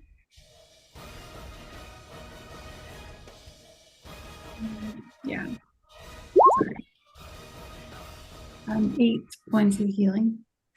Awesome. With the 8 points of healing, there's a as you hear his breath return to him, wounded though he is. You can loose him off of your shoulders, Gambatar, as he is able to stand thanks to your intervention. This is, as a reminder, Thalos Run, who kind of. Thank you. I. Fuck. Really got us. He looks around at the devastation, goes, didn't expect to, wasn't expecting a fireball of that magnitude today. What has happened? Why are you here? And he's sort of looking, recognizing Gambatar, recognizing all of you from earlier. So why have you come? I heard the walls were being besieged. So it's this place. And it's not being... There are portals that are open in the surrounding wood, and the horde is not stopping. This is not well. He turns back to the altar and says, "What is good you save the altar? Help me to the altar." And if you do so, take him to the altar. He will put his hand on the altar. He's going to speak in Celestial some arcane words, and you are going to see a holy rune sort of ignite across the altar. Because there, he was trying to. These are one of the consecrated kill zones we were preparing for in case of siege. And he looks at you and says, "If you're here, I expect the Khan wants me to go to the palace." Yes. He looks around and goes, "Shit, well, if it is his order, then very well." And he will put an arm around your shoulder, and you can start guiding him in that direction.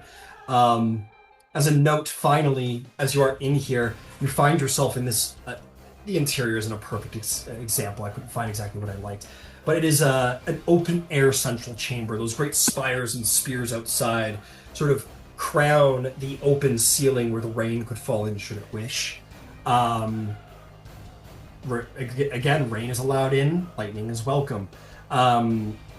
Weapons line the walls of fallen warriors.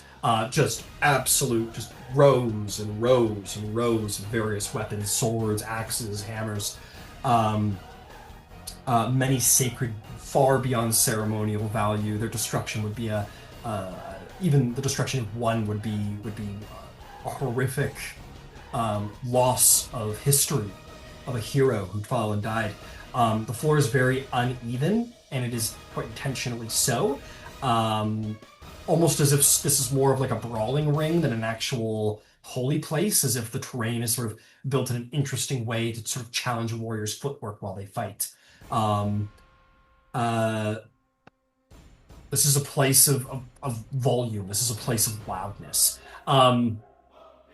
At this time, as the High Tempest... Oh, and you know what? I'm going to pause, definitely. If there's anyone who wants to do anything in this sacred place while the Voice of the Tempest is slowly making his way out the door, you find yourself in one of the most holy places in Exandria. Is there anyone want to do anything here?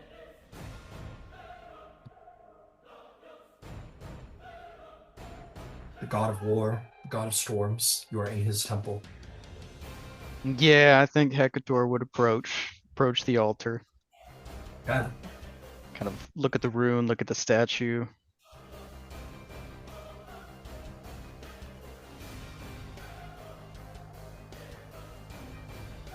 Maybe just kind of mutter to himself in like giant. Alright. Don't know what it means to have faith, but fucking try.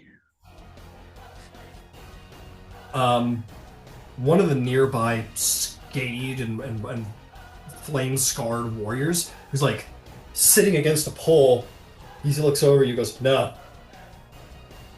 He shakes his head at you. He says, "This is a place of pride. And here, you do not whisper prayers. You shout them loudly if you wish to be heard." Oh, yeah. He will shout out. He will shout out in giant. I don't know what it fucking means to have faith, but I'll try. God damn it! Thunder rumbles above as if answering your very voice. And that warrior gives you a nod. He doesn't know what you said. He gives you a nod for your volume. Incredible. I'll say take an inspiration. This is the Storm Lord will perhaps send unto you a very, very, very minor, maybe almost imperceivable blessing. Incredible. Anybody else?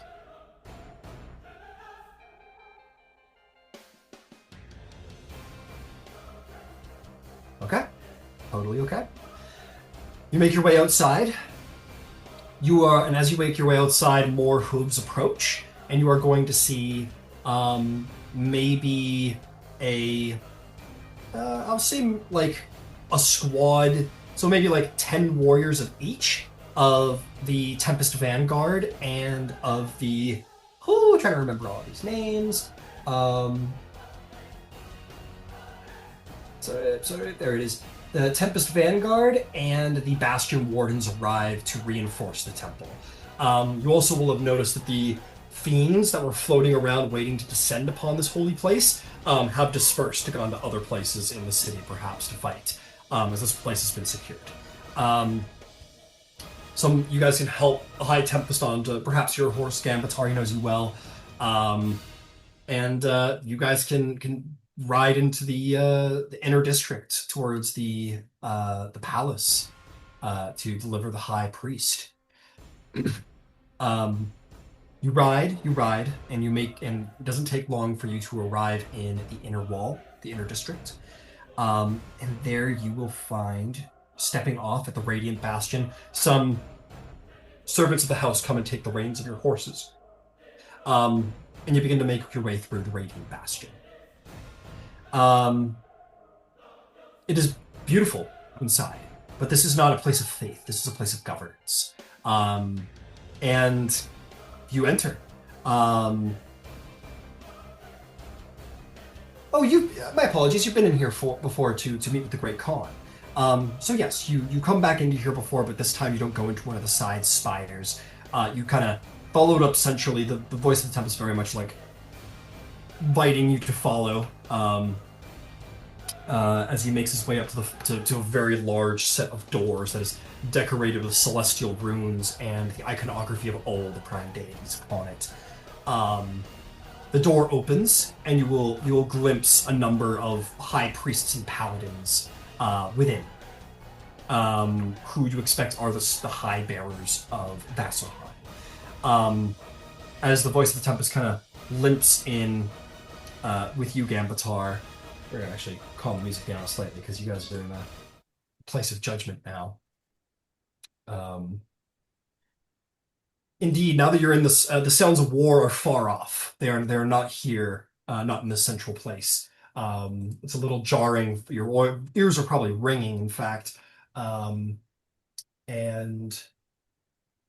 let's. I think I have the track. One of the high bearers say, welcome, we must speak. The high bearer or the voice of the Tempest gives you guys a nod, and he says, the city still needs you. Go. Thank you. You saved my life. I will not forget it. And send you off. As the doors close, as the high bearers will speak of what is happening right now. And voices very much begin to elevate inside the room. And if you wish, I'll say one of these warriors of the Radiant Lions will look at you and say, we heard that there was a breach in the inner circle towards the eastern part of the city. Perhaps you can go there. They might need help.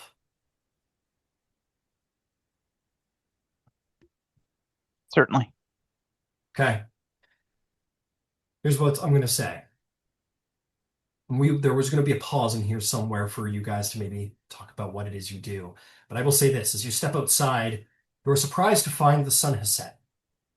You got here early today, Everything started maybe around midday. You hadn't realized how much time had passed, but night has fallen.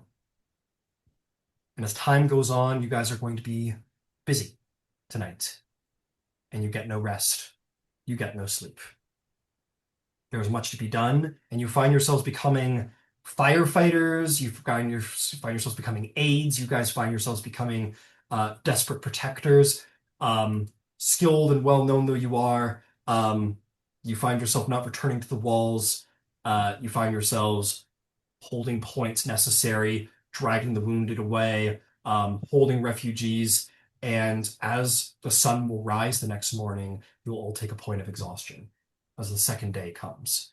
And when we get back from our break, I'm going to love to hear about what you guys helping looks like and maybe interactions you have with each other. But let's have a break now. I'll also say take a short rest. At some point in the night, you will be told to go sit down and rest. So take a short rest while we're breaking as well. And when we get back, we'll hear more about how things are going. Whew. Oh man.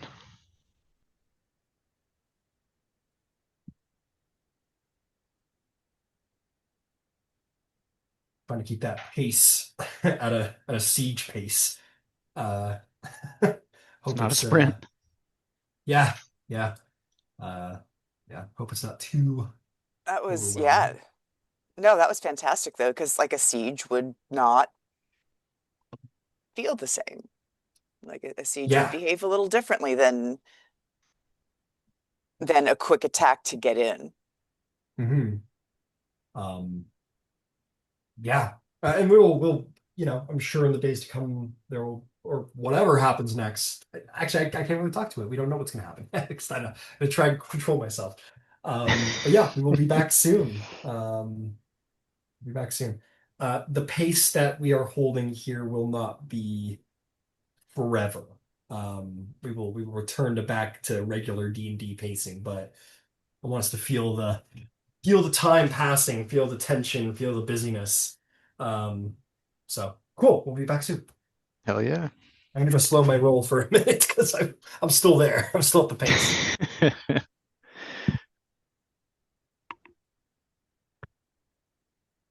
That was cool. Heck yeah, it was. Got to see Gambitard slash the dudes. It was awesome.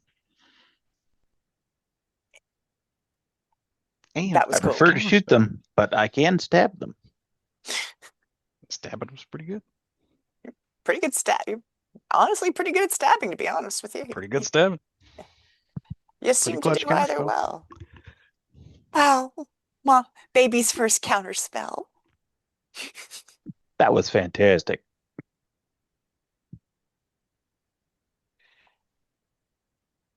I think that's the first counterspell I've cast. Like any of my characters. And I think that's the first fight. Like this character's the first character that I've had that's had Fireball. And I've got to be honest with you, I absolutely see the appeal. 100%.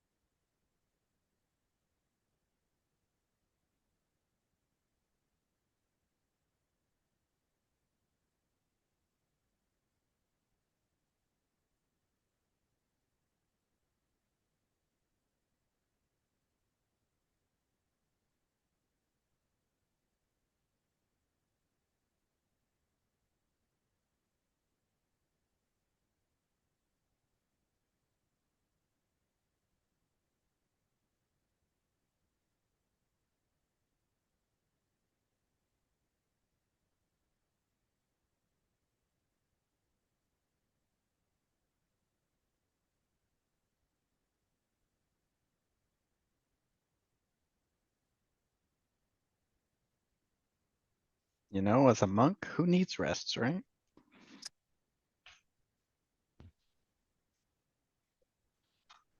As a sorceress, it's a bit of an issue because I'm running Yeah. out of spells. Yeah. I just got all my focus points back. I think now that I'm taking a rest, I can get like some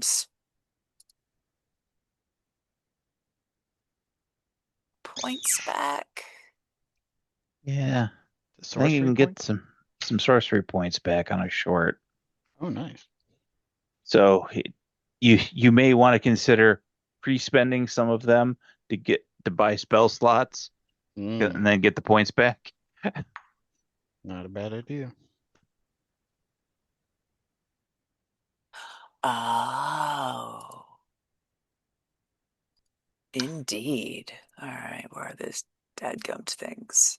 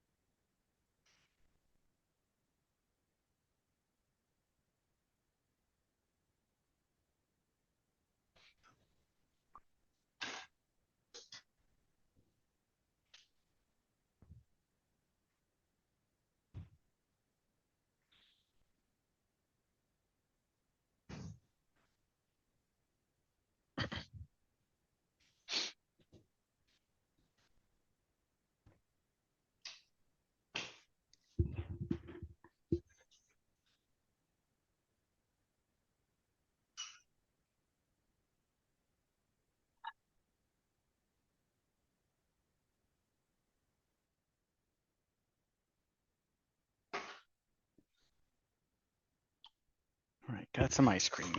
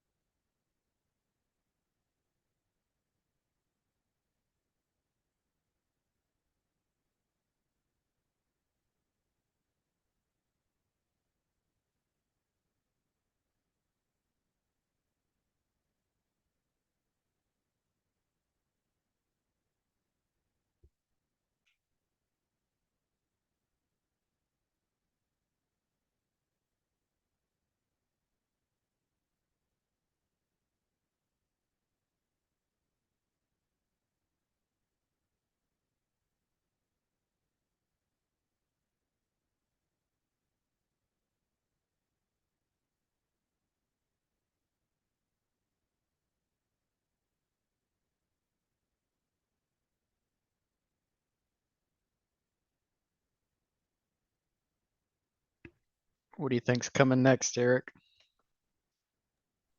Oh, I don't know. I'm still worried about the big devil we saw. Yeah, there's going to be some of that potentially too, but Who knows? Guess Ryan knows. I sure do.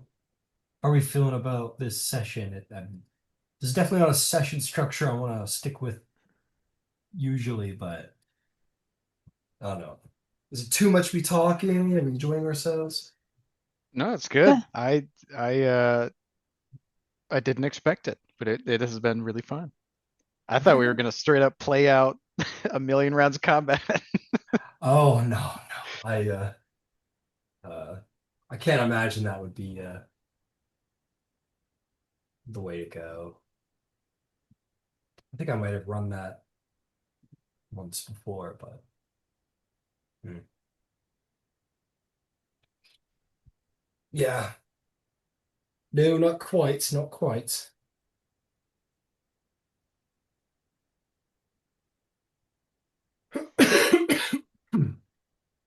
Oh, fun behind the screen lore that you'll probably not have any way of really knowing.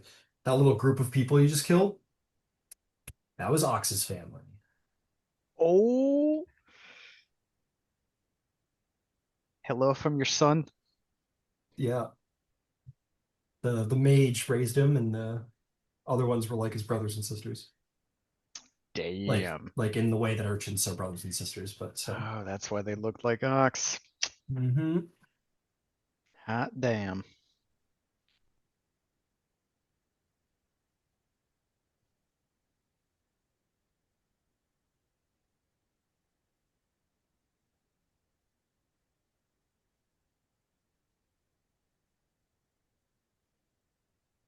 Does Hecator know where his mother is in the city? Uh, you know what? That's a very good point. Maybe not. I thought about it Um, when we were coming in the gate, and I was like, yeah. I no, I think in fairness to your character, I think you would know where they were taking your mother. I think well, she's in need of healing. I think they would have probably give me a moment. I'll tell you. Where do they And I take go sick look people? around. Yeah. Well, things are things are suddenly a lot more sick people all of the Yeah, magical sun. So in the um, walls is where we take sick people. yeah, yeah. The Um, whole city.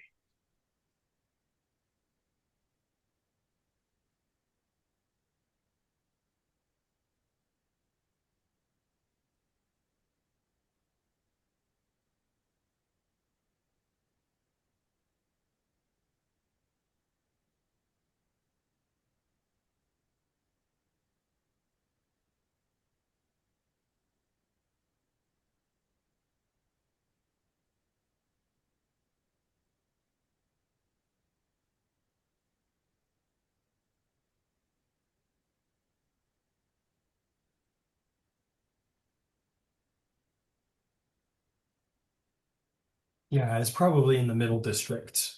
You would have been told she was being taken to the healer's courts. That's what it was called.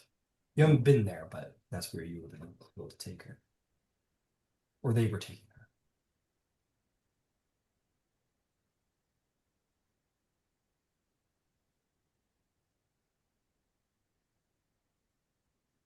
Roger, Roger.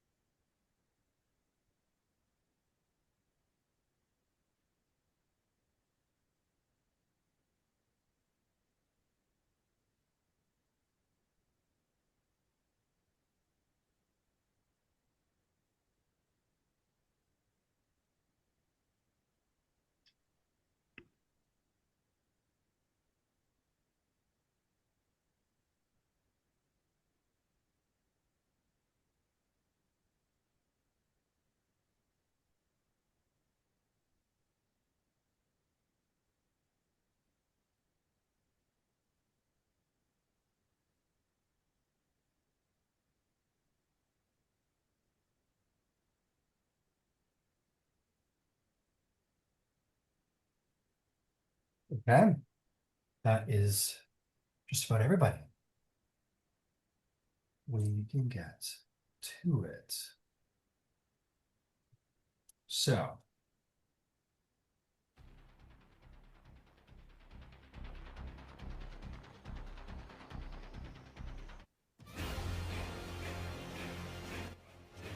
back in it.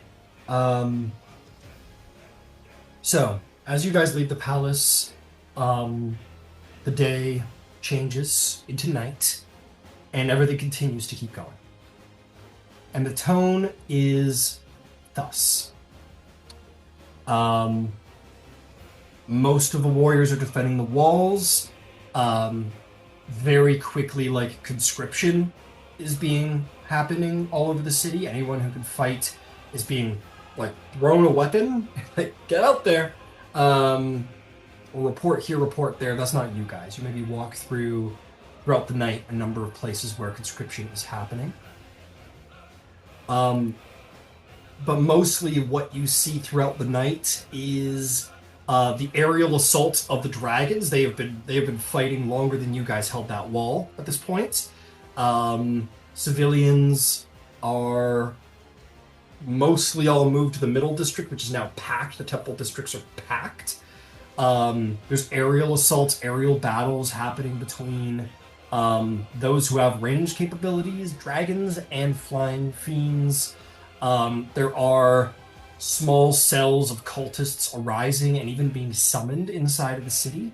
Those are mostly taken care of because that which can be summoned in the city is a fiend. And fiends are very limited in where they can go in Vasselheim by the nature of the consecration of the city. You all, throughout the night, are going to find yourself being sort of pushed and pulled in a number of different directions to help out. Your job very quickly becomes understood. Your role is that you hold walls, that you sort of escorted wounded priests, high priests, champions to safety. You hold choke points in temples until reinforcements arrive. Your jobs are short and brutal. It is very quickly understood that you guys are skilled enough to deal with things. You get put on harder and harder and harder challenges until you find that every challenge you face is indeed, like I said, short, but very difficult. But you make it out the other side and you're thrown into the next one. What little rest that you are given is usually interrupted, but you get one short rest in throughout the night. And when the sun rises the next morning, exhaustion sets in at one level. Now, I want each of you to spotlight a moment for your character, where you either interact with another character, maybe have a conversation during that short rest, maybe you decide you want to have a spotlight on a particular encounter, a fight that you're in, maybe a champion that you maybe say, like, I want to meet a champion. I want to see what champion I helped defend or fight with. I want a spotlight from each of your characters. I'd love to hear the internal, but I want an external spotlight, most important, about what the night looks like for your character. Maybe a moment where they kind of rise above or come through in the moment. Who would like to go first?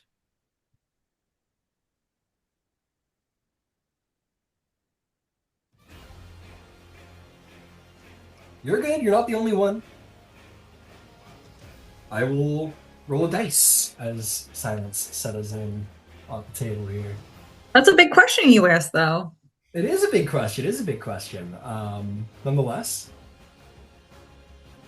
by the roll of the dice, Red, you are fourth panel on my screen. I rolled a 4. Yeah.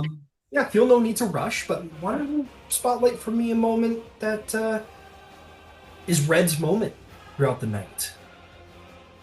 Oh, a couple things. So I think as they're traveling, or if they're amongst the city, or they're, again, what I want to, like, as they're making their rounds, I think just above the table, I would want them to be on the lookout for any kind of like additional weapon that they could pick up. I know we spoke about that heading into the cathedral there. specifically they'd be looking for a glaive, and if they find that that's great, they would pick it up. But yeah, I think they would be on high alert for what they would be perceiving as like the most vulnerable, right? Like if there's people that are like fleeing the city or trying to get out of the city, specifically kind of like the women and children trope, not in a sexist way, but like No. I think really they are looking for, like, ultimately, like what drives them is they are looking for their family, and they know that their family's not here, so they see like the face of their family like in other people, because like if they can't help them, then they want to help others, right? So I think that's really, what they would be keeping, like, I was going to say an eagle eye, but an owl eye out for. Absolutely. Yeah, we will say that maybe Red's sort of highlight moment in the evening is that maybe you kind of hold the line for some refugees. You see your family in the faces of some of the refugees trying to escape, and while the party is maybe like holding this like wall breach, trying to give some of the casters time to rebuild that structure in the wall or what have you, Red, you kind of diverge from the plan to the side and you see like a band of refugees who need some help, some people who with children, and you with all of your barbarian ferocity and your ability to give temp points, maybe help those people out, give them a little temp HP, and you're able to like take down a baddie. One of these members of the Bastion Warden perhaps was in a very dire situation, and he's like he almost died, and you saved his life. Like he was like the thing was coming in at him, and then you just flew in and just fucking axed the guy across the face. Yeah, exactly. Saved his life. He's holding a glaive. He goes, "How could I ever? You saved me. Thank you. Thank you." My pleasure. There is one thing, if you don't Really? mind. Yes. Yeah, anything. This fine weapon you have here. If you are not using it, may I? Kinda looks around at the burning district and goes, "Yeah, no, I'll find another one here. Yeah, no, the least I could do. Least I could do, please." He pulls out his dagger and goes, "Thank you." And Got a pocket knife. Yeah, he pulls out his pocket knife. It's okay. Runs off to go. Maybe go pick up another weapon. You see him run off and like 40 feet away. He like looks down and picks up the long sword off. I was gonna say there's got to be so many swords around, right? Yeah, I think glaive being unique, you're like, oh, great. But this guy finds like a sword on the ground, easily picks it up and keeps running. Well done, excellent, incredible. Let's move right along. Does anybody else have a spotlight moment for their character throughout the night? I've got one, and it will be a spotlight on the function of exhaustion, and it is going to be a Hawkeye type moment. He has been just burning through arrows like a crazy person, and he carries a lot. Mm-hmm. But there's a point in one of these pitch and holds where he reaches back and there's nothing there. Yeah, it's just gone. Mm-hmm. And it's the immediate, pitch the bow and draw, and the arms are just so exhausted they just barely. Absolutely. Perhaps there's a moment there where you guys are trying to save one of the champions who like had held the line and slew many enemies and just like gave everything he had, and he's there like death saving throws, and you guys are like trying to protect him and save him, and then Gabatar just comes flying in, just like Gimli off the side of the wall at Helm's Deep, maybe flies in with blades slicing. And when you finally get out of there, Gabatar, you're just like dragging your sabers along the ground, your arms just burning from an overuse you've never experienced. A truly heroic moment. Absolutely. Who next? Paint me a picture, crack. guys. Yeah, Hector, please. I think at some point in the night, maybe we all get a bit of information about someone really focusing an attack on the place where his mother is. The healers courts, and maybe it's not even an attack. It's just like they've set the buildings on fire that these people are in, and the whole group goes and runs in, and Hector with his huge speed and size can run in and just grab people and take them out of these burning buildings, and hopefully finds his mother. Yes. Yes, you hear that there's an attack, and you redirect and fly down the fucking alleys as fast as you can. You would indeed come to the healer's court, where it has become so filled. Like, the idea of relocating this many injured people is astronomical. But as the attack is going on, the Bastion wardens find themselves indeed overwhelmed. And in your lightning, flying, skirmishing, fist brawling power, you're able to. And what would probably be attacking is those imps, those like flying fiendish creatures. And yeah, you like look over to your mom and you see one of these spine devil creatures like creeping over to her body, deliriously on the ground. Tell me about how you take out this spine devil. Or yeah. Oof. Yeah, I think he rushes it, offers like an arm up or something for it to bite onto, almost like he's fighting a rabid wolf or a dog or something. Takes the hit, gives it a good whack. While he gives it a whack, breaks off a spine and just jabs it up through its face. Got it. Just a ferocious protective.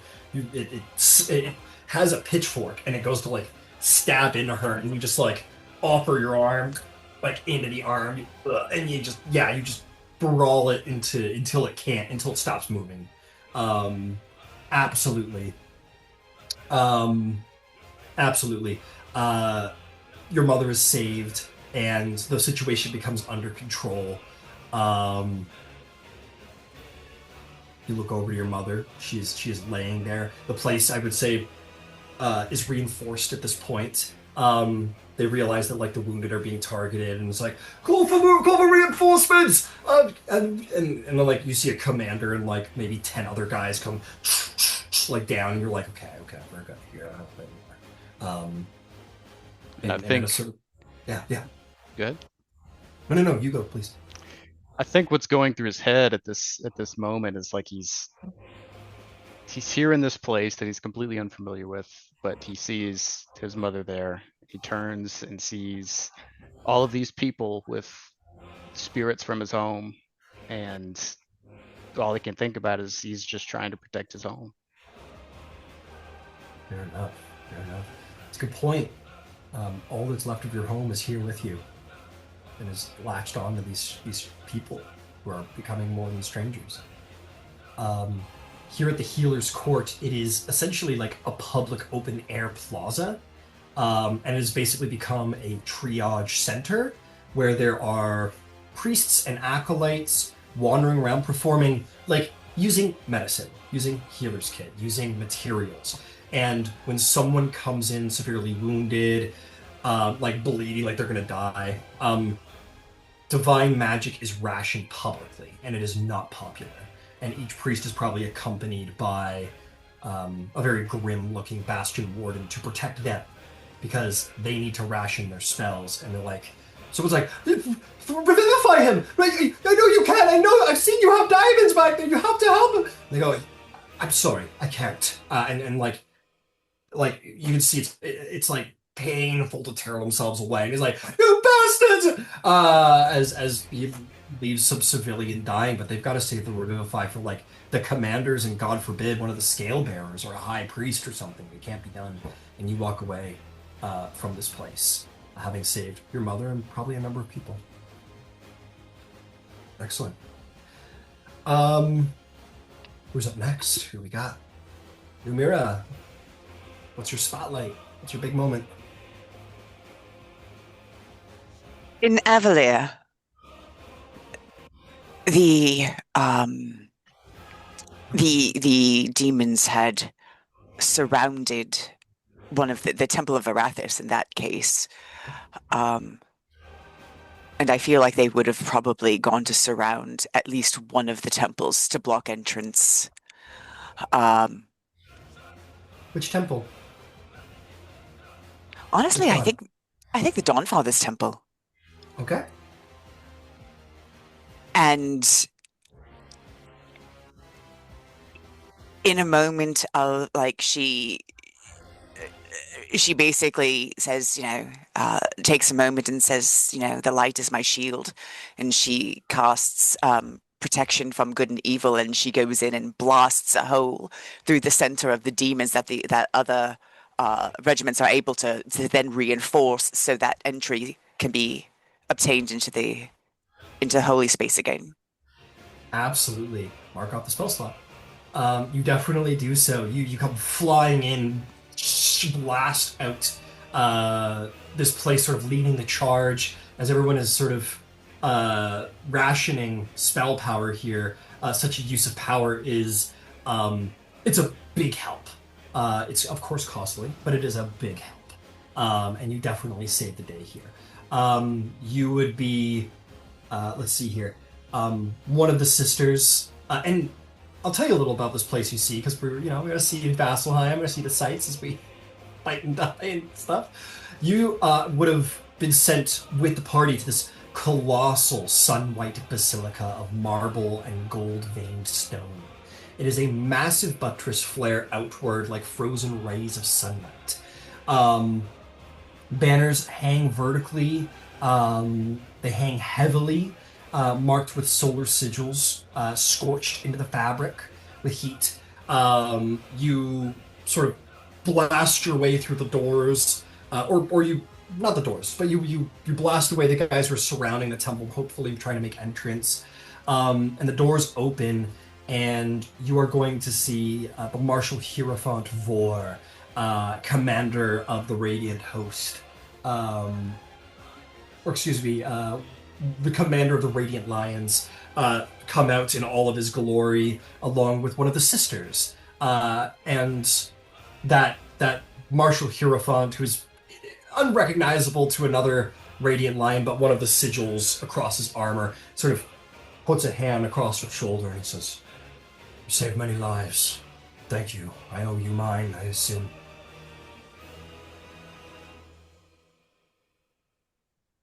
We will rest when the fiends are dead, every one of them. Yeah. He'll hit his chest with a disciplined and sort of strengthened hit, and will say, "Come, lions, we fight!" And then they will sort of come out, uniform but almost bestially, like the Dawnfather's wrath made manifest. One of the sisters come out and see to the wounded a little bit. This is Sister Sunfall, and she pays you great thanks, specifically. And maybe actually heals one of your wounds. You burned a spell to save her and many lives. You had at least burn a spell to heal up some of your wounds. She says, thank you so much. Thank you, Dawnfather blessed us when he sent you. Come back and try to do some healing once we've dealt with the danger. And I'll just kind of take her hands and then go to put out the next fire. Absolutely. You do so. Okay, magnificent. Severiel, Leah, you're my last two. Do either of you have a big spotlight moment we'd like to share? I think I've got something if it works out. Is there like an altar or temple to Coralon here? Absolutely there is. Yes, absolutely. Yeah, you can find your way to the major temple of Coralon, or perhaps find yourself in the vicinity or there to hold it or perform some important responsibility if you wish. Well, I think I want her to like accidentally like happen upon it. And so I guess the way I see it happening is that like she's probably in the, what did you call it? Like the sick court or the injured court, The healer's quarter. healer's quarter or something like, yeah. She's probably exhausted. If other people are rationing their magic, she's not. She's going to dump all of her healing abilities into the people that are the most wounded. And then she'll just work on, I don't know, she'll do it almost like shell shocked though, because like she's never seen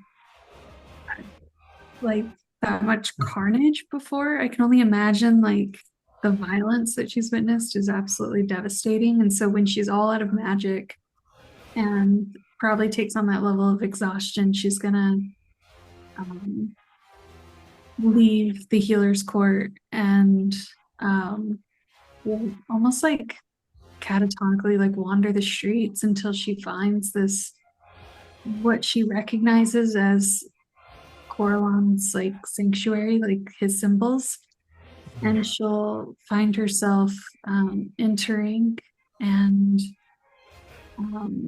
she'll just start like sobbing and and plead for his help. She'll say, we can't survive this. I don't know where else to turn. I fear that all hope is lost, and we can't survive this without divine intervention. We need you. We need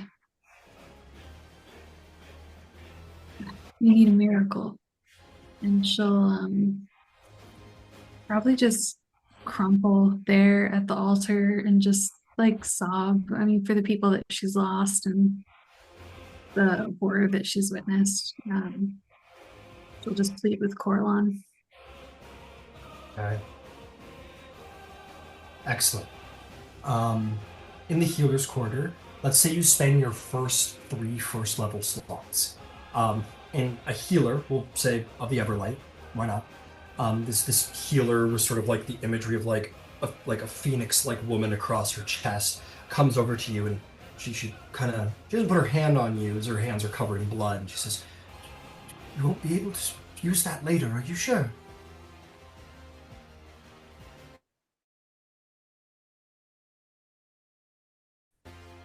And you've done much. You've done much.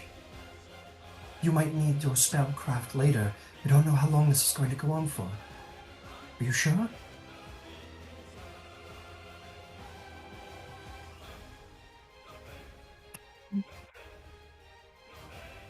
I'm not sure of anything. I don't spend it now, I will later on others that are dying. It is your decision. Just be careful. And you can mark off your spell slots if that is what you wish to do. Absolutely. So mark them all off. You heal as many people as you can. You find children. You find, mothers of crying children. You find brave warriors, young scared warriors, people who might not have survived without this healing. In fact, probably everybody you pick might not have survived without the healing you do. And you save as many spell slots as you mark off. You save those many lives without dispute. Those lives are saved, and you can add those to a tally of miracles you have created. And as you wander, you'll find your way indeed to Temple of Coralon. Um, um,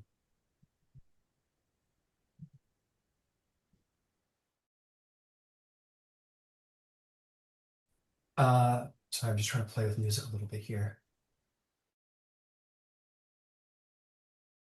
Go. You find your way to the Temple of Coralon. Just sort of happen upon, if you. It is. That would be why.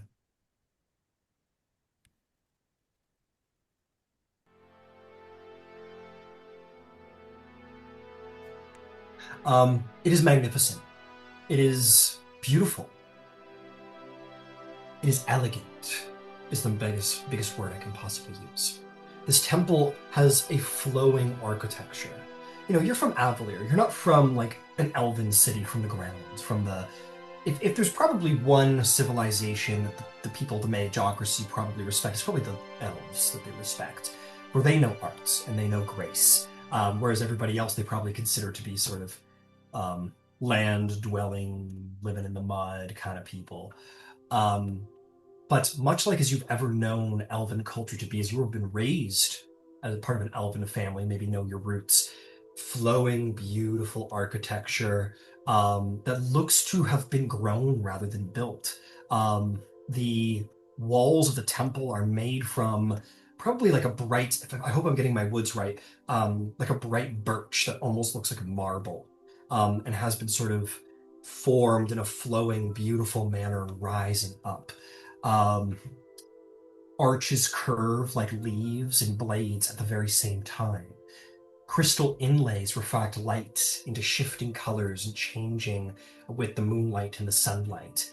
And it is beautiful to behold. It is a thing that combines the the beauty of nature with the grace of civilization and architecture of the elven people.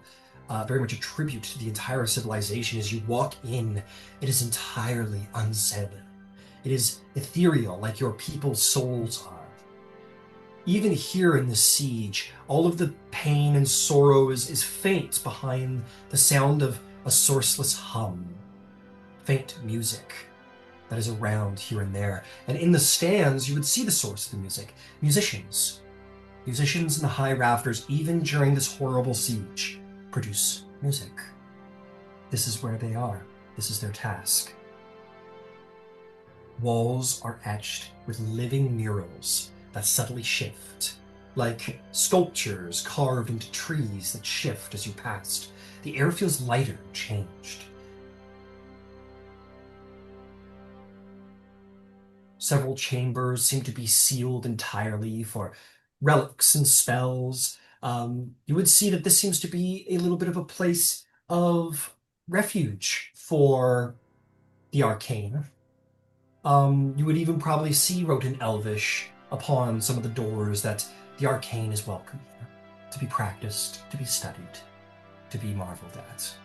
And you step before this altar of beautiful lively wood and the statue of this androgynous beautiful elf whose skin is revealed in a sort of sensual beautiful way, but those features that would be attributed to either the male or the female are skillfully and artistically covered by long draping linens, and their hair falls long and straight down across their back. And the image of Corlon is elegant, it is mysterious, it is beautiful.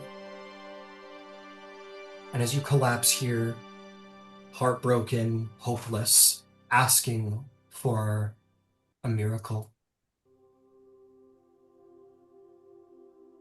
you feel a presence come to you. Within your cries, in your sobs, with your head on the floor, half in reverence, half in defeat, someone is here and gently says, "Hope is not the absence of fear, little one.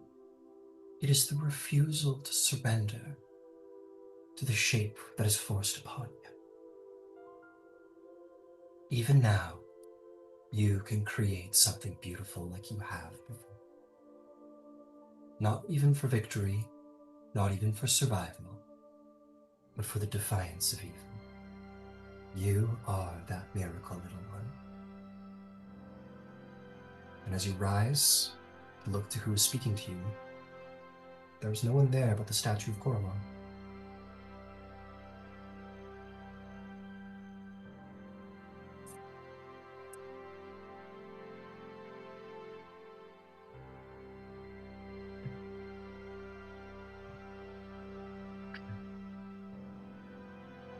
Probably get like goosebumps. And maybe like heart skips a beat as she realizes, like, maybe her prayer was answered, and she'll wipe the back of her hand against her cheek and wipe her tears, and try to steel herself and keep going. She'll return to the healer's court and try to help where she can. Absolutely.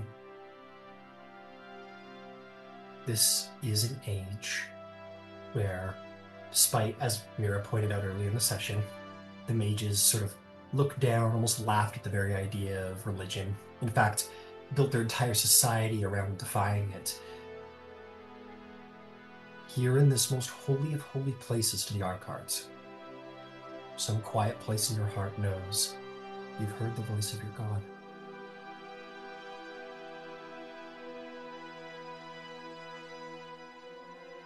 Zivriel, what is your moment?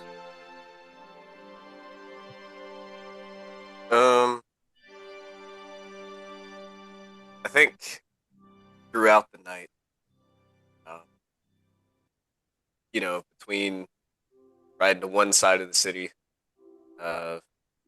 putting out this fire, going to another side of the city,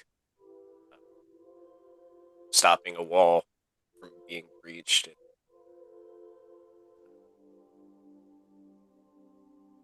Somewhere in between all that, I think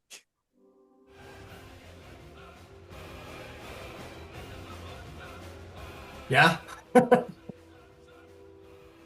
I think he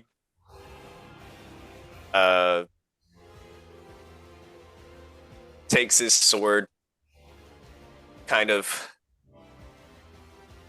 and just for my reference, where are like civilians who can't fight going? They are going to the middle district, which is basically the temple district of the city. Okay. So yeah. But it takes time to move them all there. In fact, it'll not happen overnight. Okay. So yeah, I think in between his 911 calls, I think, he's trying his best. When night falls, he casts light on his sword, puts it high above his head, and he'll call out, "People of Vasselheim, the righteous have not lost. We hold back the evil at our gates that tries to seep into our hearts. Follow the light, or it will lead you unto dawn." And he'll just be riding his horse up and down through the streets. He'll go side by side if he has to. Roll me a performance check. I'm going to give you advantage because the people of Vasselheim know now that angels want them.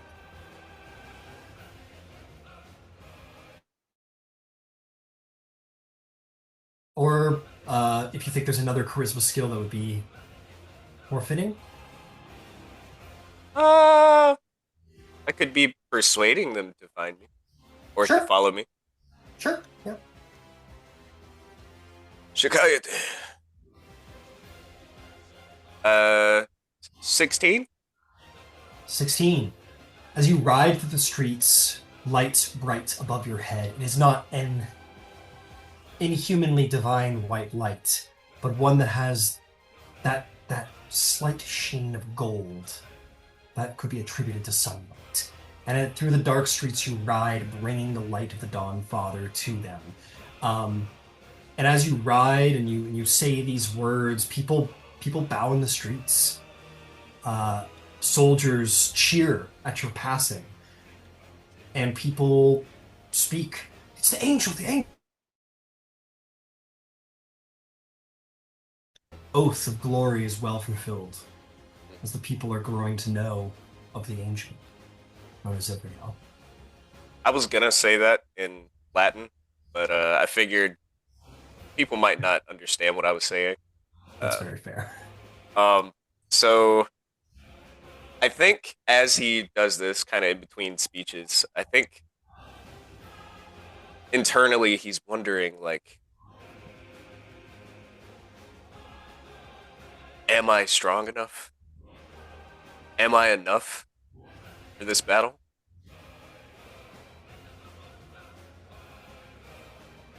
And he comes to the conclusion, maybe I'm not.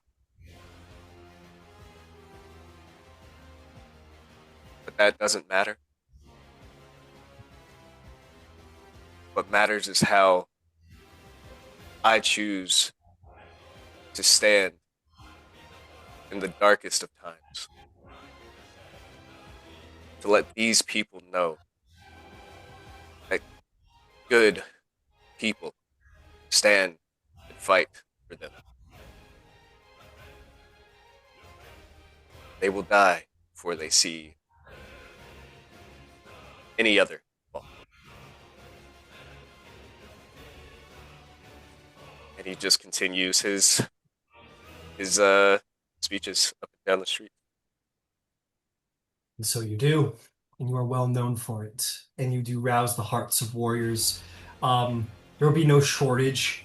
You will be by the end of the night. It has become quite common where perhaps you find yourself not so shaken as much, or maybe still shaken, just not ever being able to get used to it. But the sign of people crying or surrendering to grief or screaming in pain on the side of the streets and people running frantically. There are no smiles. There is no light. There is no music. There is nothing but hope and courage and strength and pain and loss. This is what rules Vasselheim now, as does, most importantly, the good faith. People have not given up. And maybe that has something to do with you. Dawn comes. The light pierces over the mountains. And something has changed. It was just endless waves of against the walls. The tactics have changed a little by the enemy for those of you who see over the siege walls. Still, endless waves sort of flood through, but they come in war bands now. Not in this just endless tide of evil like before, but now there are concentrated war bands that, rather than just like a blanketed ocean of evil, now there are like large war bands, like certainly like multiple, like a couple dozen on the field at any given time. And when one is struck down, one or two find to replace it. So it's still quite an army, but maybe some of you are resolved to see that it's not just this endless tide anymore, it's reducing. And they begin to sort of hit in different places. And the warriors continue to sort of fight off where they can. These war bands still hit the gates, this wall, that wall, sporadically. But things have changed, and that might be a good thing. Day 2 arrives. Indeed, that is not the only thing has changed. They concentrate pressure on 2 to 3 key gates, and then launch sporadic assaults on other portions of the wall as well, and the defenders struggle to keep up. You might be happy or emboldened to see that the Great Khan has not stopped fighting. That the madman that he is continues to stand where you left him, barking orders to those who run them down the walls on his behest, but he will not leave the front line. He will not leave this battle, and continues to fight from the front. At a certain point, perhaps, here in the early morning, which sort of combats your excitement to know it's not an endless tide of evil any longer, you see this dragon, this gorgeous silver ancient dragon, a dragon that is 30 feet tall, scales like each one is like an impenetrable shield, claws like glaives, teeth like long swords, a true engine of war lands maybe like 100 feet away from you in the middle of the district, and then sort of like falls like upon one of its legs. And at closer inspection, you do see between all of the scales there is blood, and there is countless arrows.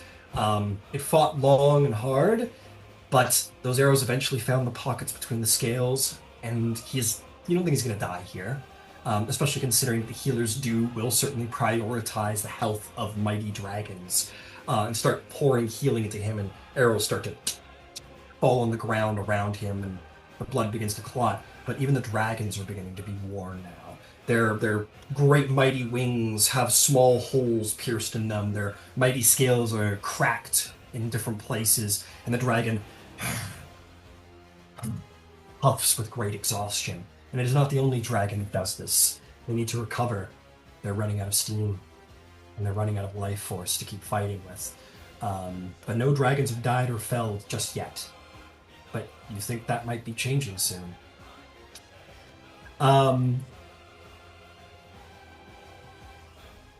No one is sleeping. You see the dark bags under the eyes of everybody here. Some people have maybe held the wall longer.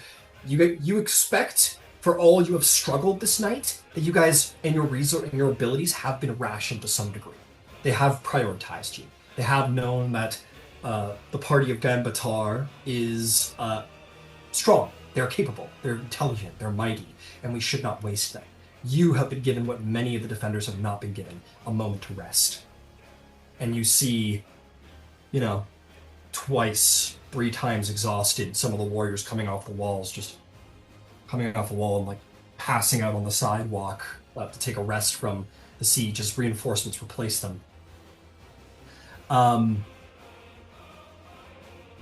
messenger comes by, sort of runs through the city. We'll run up to you, Gambatar, and sort of... Are you Gambatar? You were the warrior Gambatar? You and your allies have been summoned by Yosvarda and Omadua and the champion Pervon Soul of the Raven Queen for a meeting.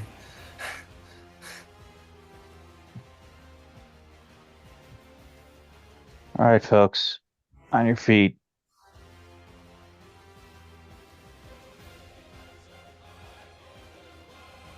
Hey Ryan, just for my vanity, do ASMR get dark bags under their eyes?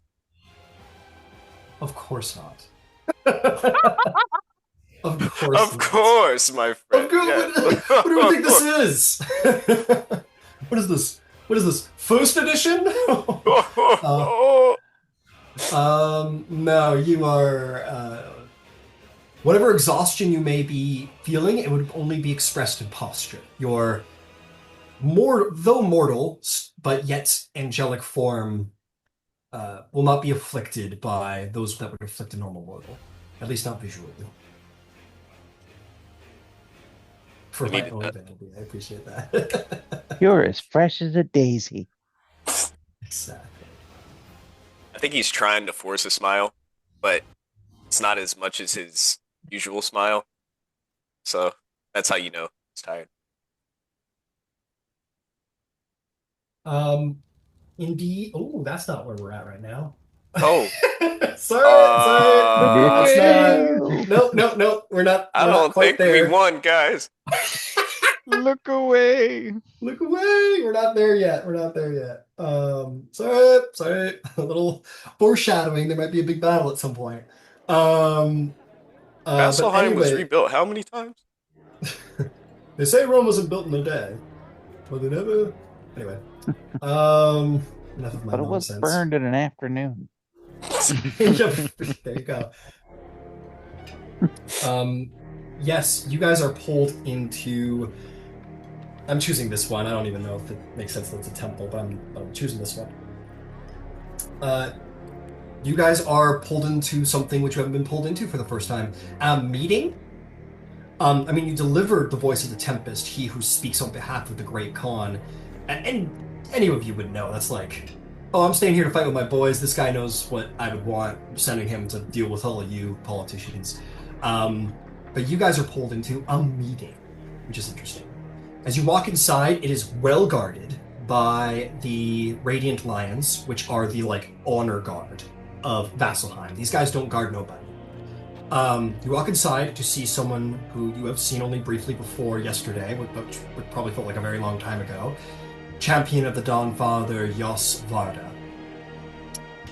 He is there, and radiance seems to pour from him wherever he walks in his paladin aura. There is a much darker warrior who stands with him as well. Mira and Leah, you guys will know this person, and there's no roll for it. There may be a roll for it to extend your knowledge, but you know who this is. The day before the replenishment of Avalere, a grand ball was held in which Leah, your mother, was present. Maybe you were as well. Mira, you may have accompanied your master. And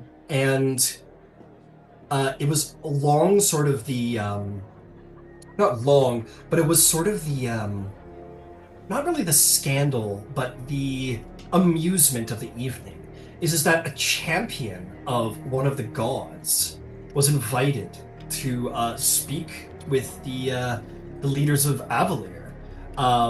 And you two would have known what anyone from Avalere would have known, or maybe it was told to you, your decision. But, you know, it was more sort of to bring him here as like an amusement, to look upon a person of a bygone philosophy such as religion.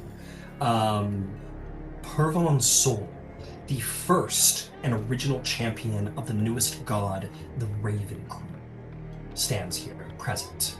He was in Avalere, and you may have even saw him. He is grim, and he has at his side a very large wolf with moonlight in its eyes. And Pervon Sol is a very grim, dour, lithe, dexterous, thin individual wearing a black cloak with a mantle of even darker feathers. This dark warrior sort of stands in the corner, just, you know, the rest of you might be like, oh, gee. But we can do rolls if anyone would want it. And lastly is a person who none of you really know. You see this woman. She's human, elf, maybe, probably more like human. You see this very dark druid woman in the corner. She has skulls across her head. She has white, she's entirely monochromatic, intentionally so, to the point where her face is painted with white paints and marked black. The only thing that isn't of color is her eyes. Her eyes have like a violent, sort of wild color about them, like the bloom of a flower. But this is some kind of like dark druid of some kind. You approach. Jos Varda, champion of the Dawnfather, will approach you all first and hit his chest in respect to all of you and say, welcome back, all of you. Ganbatar, good to meet you again. Just in case, it has been a hectic couple of days, I am Jos Varda, champion of the Dawnfather. He'll turn specifically to you, Zibriel, and he says, and may I pay my respects to the Angel of the Dawnfather. It is heartening to all of us to have one such as yourself sent to fight with us. Glad I can be here. I hear all of you have been indispensable this last day and night. I'm sorry, I wish I could offer you more rest, but all I have to offer you is more responsibility. It is, unfortunately, the curse of those who are capable, that they are required to do more. If you are willing, please. Where are we needed? He nods in a sort of... He's proud to see such responsibility, though understands that it probably comes from a difficult place, as everyone here is facing the difficulty of duty and responsibility. He takes you over. He says, "May I introduce to you champion of the Raven Queen, Povon Sol. Ranger, first champion. He is here to protect the city. He arrived last night." Povon Sol, actually his arm's not really folded, just kind of at the side, almost statuesque. He kind of nods to each of you. Says, "Welcome, and thank you for hosting."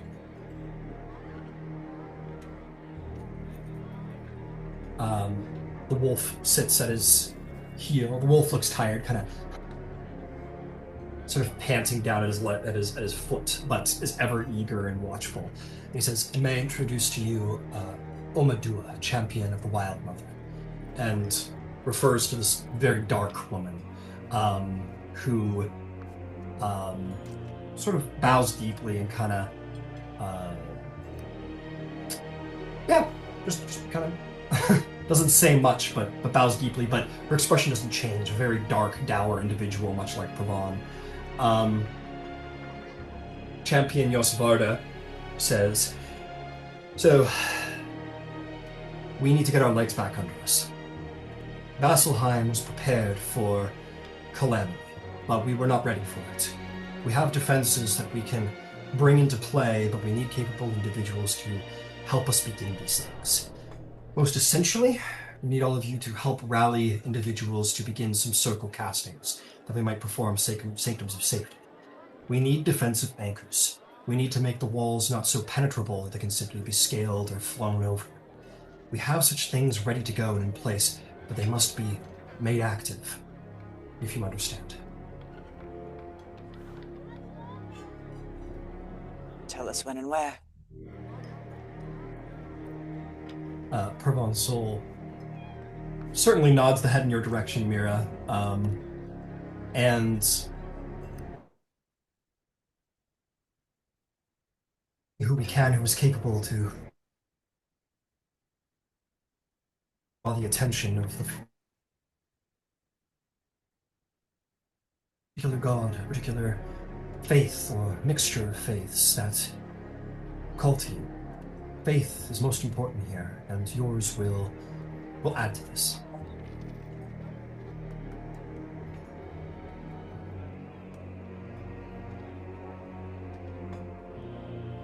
He'll look to you, Gambatar, and he says, "Do you follow the faith of my brother, the Storm Lord?" No. Okay. What of I'm the an Dawn adherent Father? to the Dawn Father. Very well. We'll look over to you as well as everyone else. The Dawn Father? Very well. Are there faiths amongst you otherwise? These circle castings will be performed by mixed traditions. I am an acolyte of Arathis. I see. Very well. Arathis? Is there any others? And I, the Wild Mother. I think they'd be like very shy and like super nervous to be like in the presence of like the Wild Mother's champion. They would speak up. She looks to you. Again, there's no expression upon her face. But it's strange because like the turn of the head, you'd expect to be accompanied with a smile, but alas, it's not. Almost like this person is holding back whatever smile she may have. And she will look to you and she will say, "Your accents. You are from Kathmoila."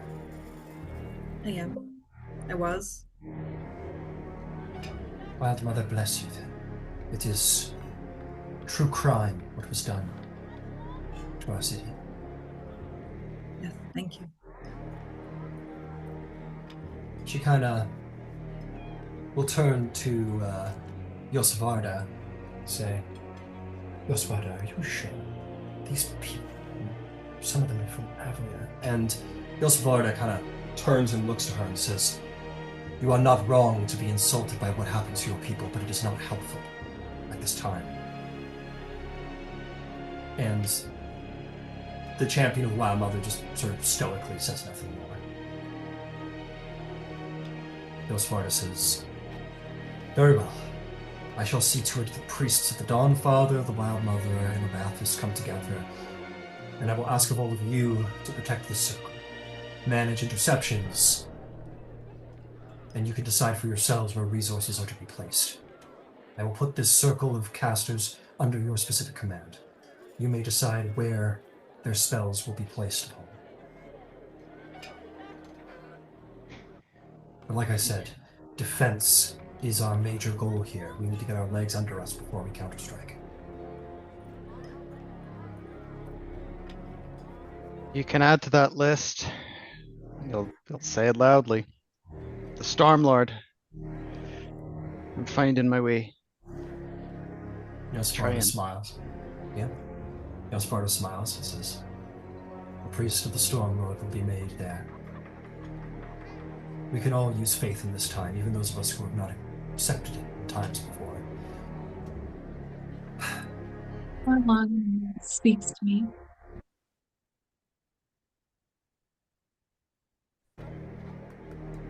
Very well. He will look to one of the aides and says, "Find these priests. Bring them here." And one of the warriors of the Radiant Lions hits his chest and will exit to go basically search through the city to rally such priests as you've named. He says, "Take a moment's rest. They will be rallied within the hour, and we must begin the casting as soon as possible." Is there any questions?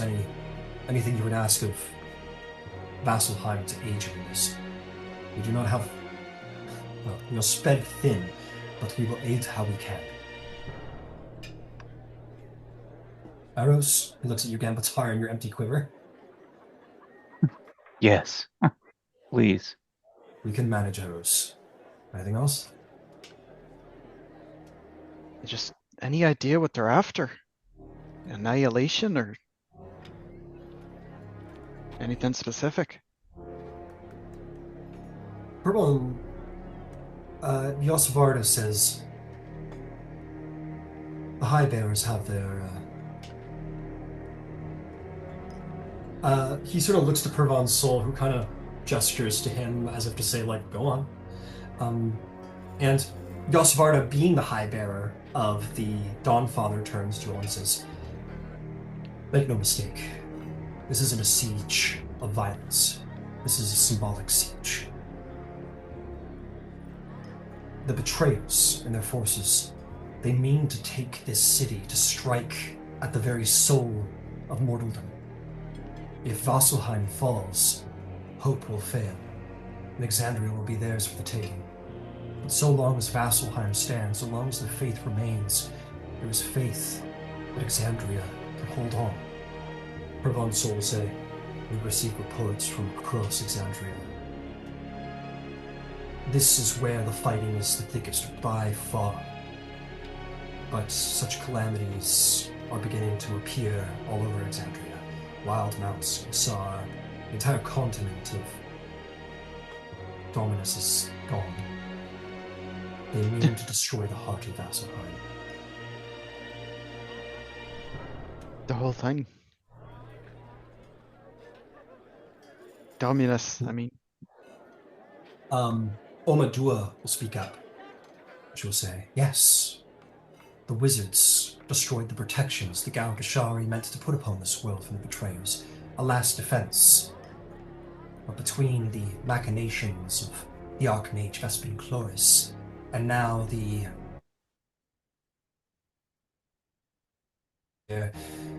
our world must face the betrayer gods in their full wrath. This information is not something that should be spread wantonly. Though it might bring rage to the hearts of many, it also will dishearten many to continue fighting to know this. Perhaps it should not be shared until the siege is lifted."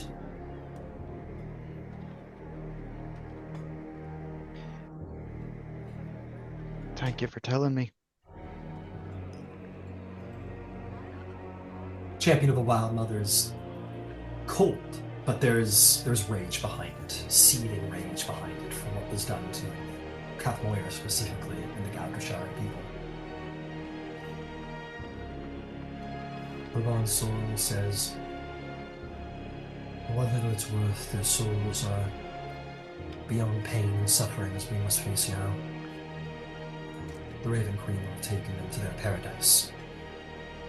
And Omadua will say, I am sure that is not a great comfort to those of us who yet remain.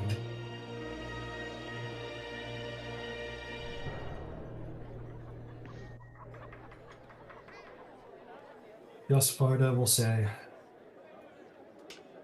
take a minute. Breathe, prepare yourself. Do what you must. The three of us must leave once the circle has come here. But we must remain for a time longer. He'll nod. And you guys will be given some spare moments to collect yourselves, speak amongst yourselves, or even to any of these three champions of the prime deities. There is seldom only more than one champion at any given time in Exandria to a god. So these people are important. To those of you who are faithful might care to speak to them. Not, and that's okay. Mira would like to speak to Pervon Soul. Excellent. You approach Pervon Soul. Is there anyone who would wish to accompany that conversation? No? Okay.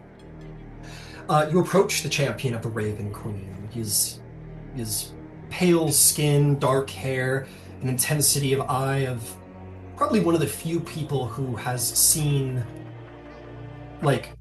who is able to comprehend all of this and understand all of this and make peace with it. For his master is the god of death. And he looks at you. You were in Avalier the night. You were in Avalier. I was there. The behavior of the mages was disgusting, and for whatever it is worth, I was embarrassed then, and I apologize. Something happened in Avalier before you came. The oracles, they were sequestered. If the mages were responsible and the oracles knew, it would make sense. This is conjecture, but one of the archmages that entered the city with us, the only archmage that entered the city with us, he's quite mad. But I suspect he was a diviner. Perhaps there are answers a wiser person can discern from that. I am sorry for what we've done.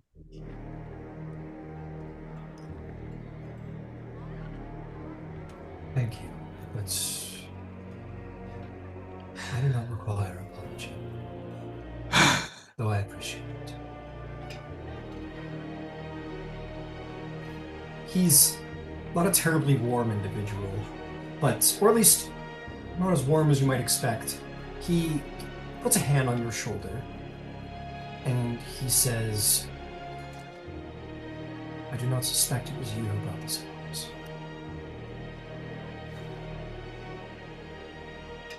You do not need to apologize for me. To me. You are doing great works here. And from what I hear, have saved many lives. That is what you have done.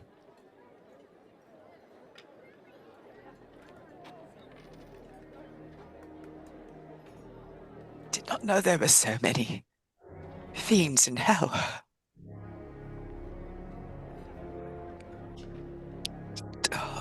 Are they completely without number?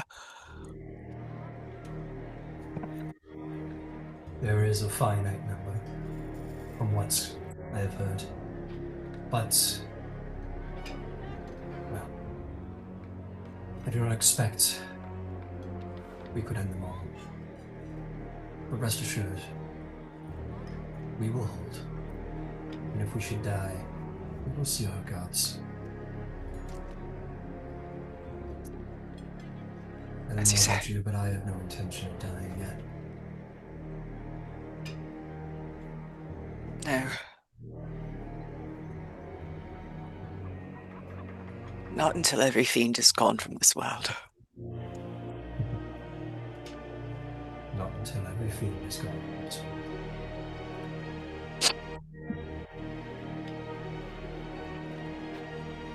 Thank you.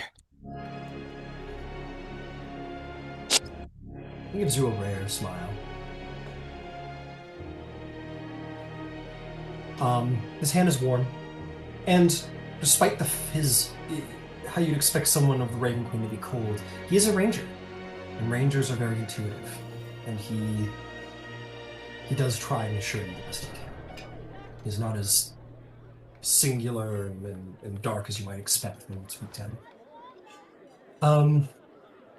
His wolf kind of sits up and pushes his face into Provon's hand and kind of nestles his companion's head. This is Beastmaster Ranger. Yeah. Is there anybody else who has something to say or do in preparation for this next little fight to come?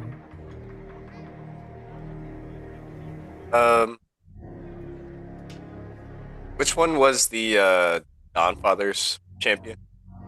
Yosvarda is Yosvarda? handouts are all. I'm making sure to keep up with the handout postings in the Roll20. So if you're trouble, keep it up. You can spy them there. They will help you. Yeah, I think his parting words before they head out would be something along the lines of, excuse me, you know how you asked us if we needed anything or wanted anything? Yes, I recall.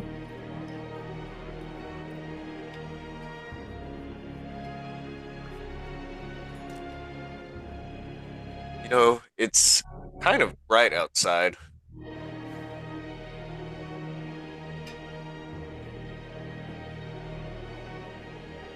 you think we can turn it up? He chuckles, says, I have every intention of this, and I expect you will as well. I'll make a pact with you. I'll put a hand.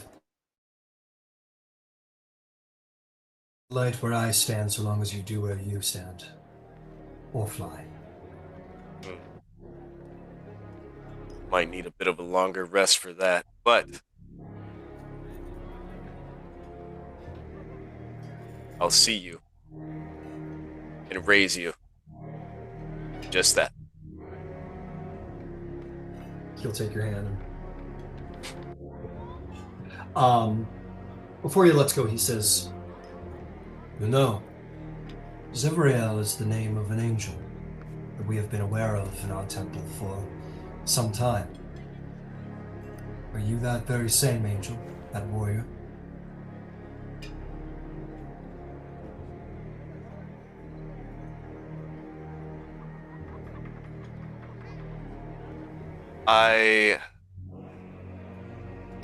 I am him, but not him.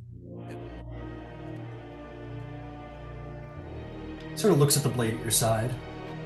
Says, High Palatine was a good man. But I must admit, our lore tells us that you carry a much more opulent blade in the legends. Well, that's incredibly interesting because when I was found, I was, well, I didn't even have skivvies, so. If we have time in this siege, if the moment of reprieve comes at some point, there is lore of you in our temple. Perhaps it may be of use to you. Our holy texts speak of the warrior Zivriel, that angel, and his radiant sword.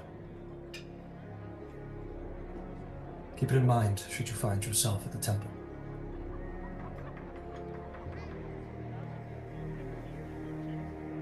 Well, now I suppose I have to survive today. I'm glad to have given you another reason. I hope you will give them one as well. And he looks back to your party. Yes, that's at least 3 occasions where I've lost the opportunity to die valiantly guarding the wall.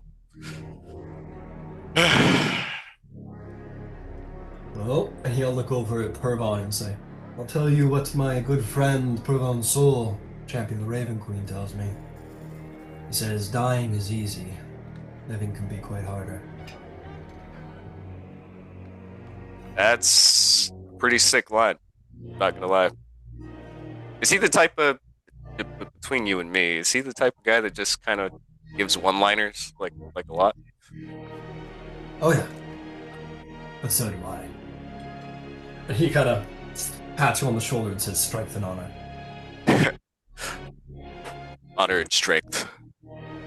And Yosvardo will depart to whatever great responsibility is next, like holding an entire district single-handedly.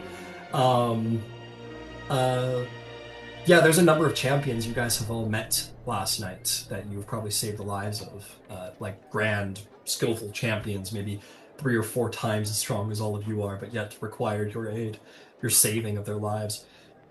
Maybe Yosvardo was amongst them.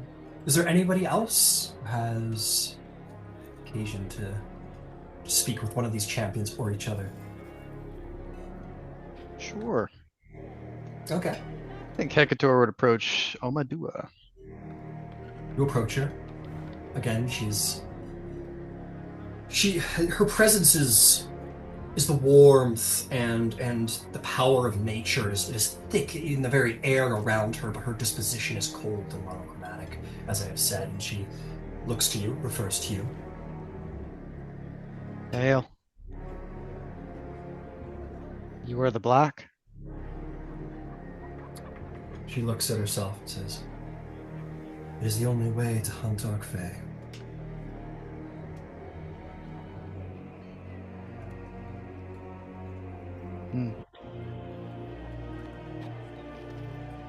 Could you feel it?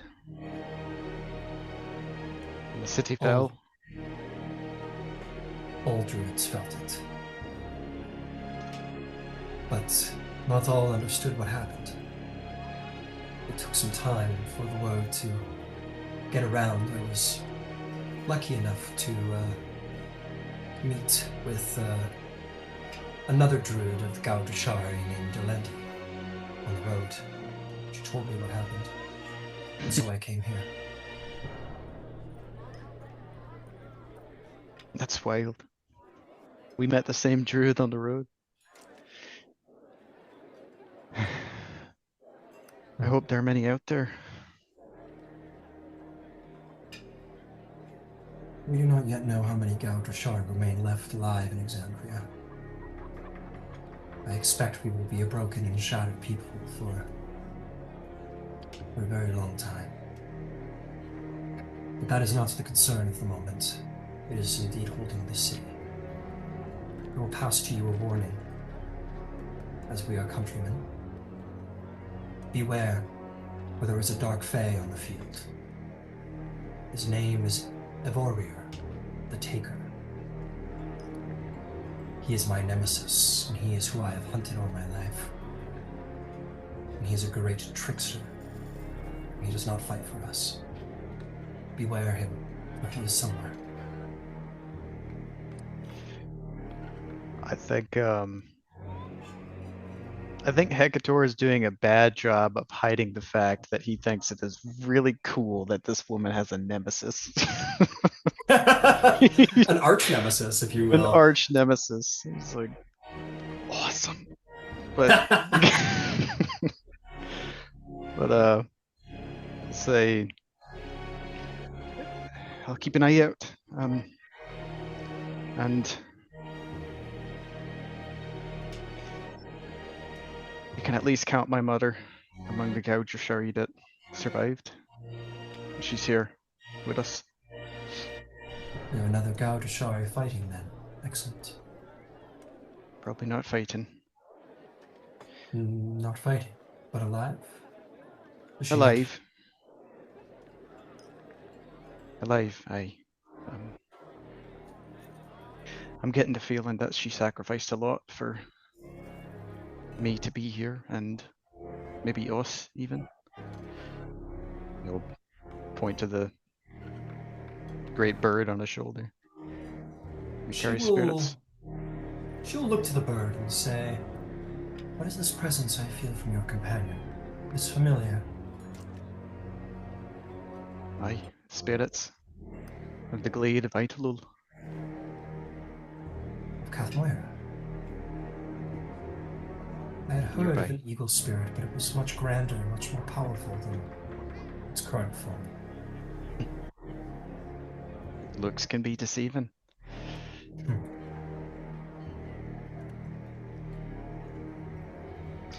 Should things calm, should there be a moment of respite, bring your mother and your spirits to the Temple of the Wild Mother. I will endeavor to meet you there. Perhaps something can be done.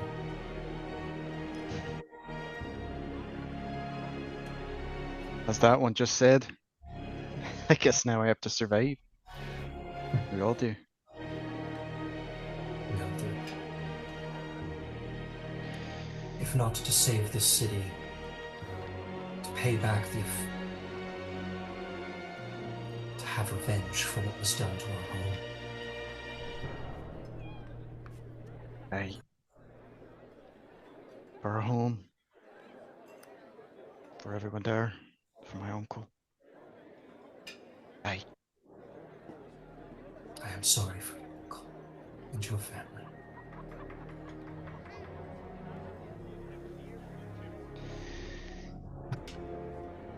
It's alright. She kind of touches your hand and says, "But I will try and save your mother. Like I said, should the worst of this calm, to the Temple of the Wild Mother bring her." Well, thank you. She'll bow slightly, almost like a curtsy, if you will. He'll kind of nod deeply. Excellent. Is there anybody else? With each other? Okay. Then let us begin. With that, Omadua, Pavan Sol, and Yasvarda, champions of the prime deities, leave. For it is in them the responsibility is greatest, for there is only so many such champions in the city, and they must go to perform feats that should be impossible for mortals, as it would be required of them. And so now you must protect these priests who enter. Much like you six, there are six of they. They will be priests as you've requested. There's one of Arathis, there's one of Coralon, there's mostly of the Dawn Father, there's one of the Stormlord. As two of you worship the Dawn Father, one of those two are literal celestial and human flesh. Most of them are Dawn Father.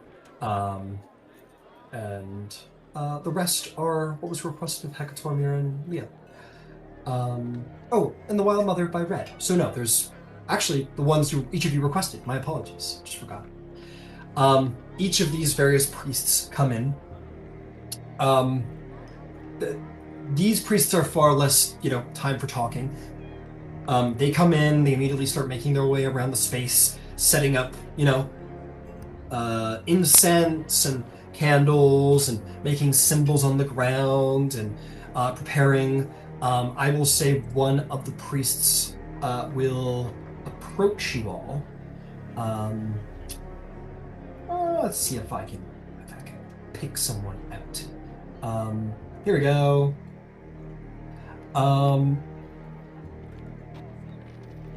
There's apparently a lot of bosses in this city.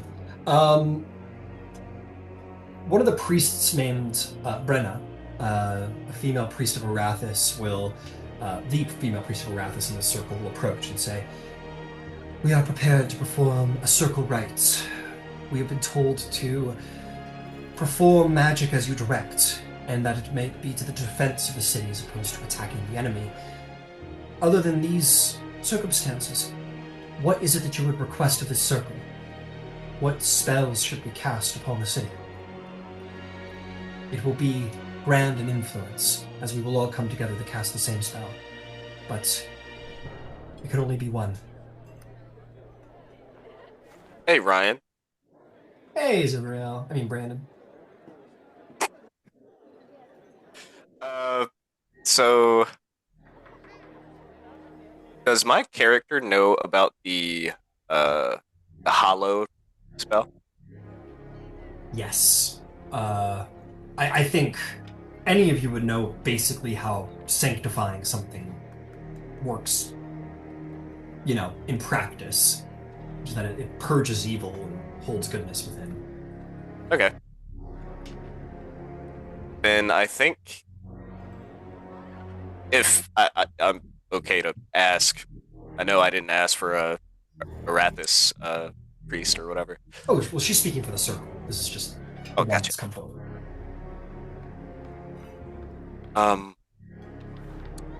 Hello. Hello.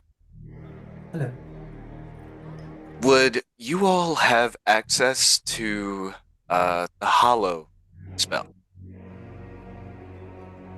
She sort of, I guess, tenses a little bit.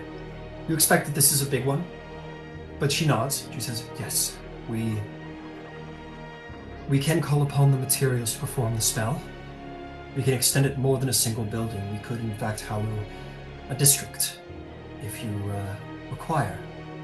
This would perhaps go a long way to creating an outer wall of protection to the city, if this is what you decide. Yes, I mean, if we're able to increase the area of effect of the hallowed spell, perhaps we can create a sort of fatal funnel for the enemies of Vasselheim. That way we can concentrate our troops and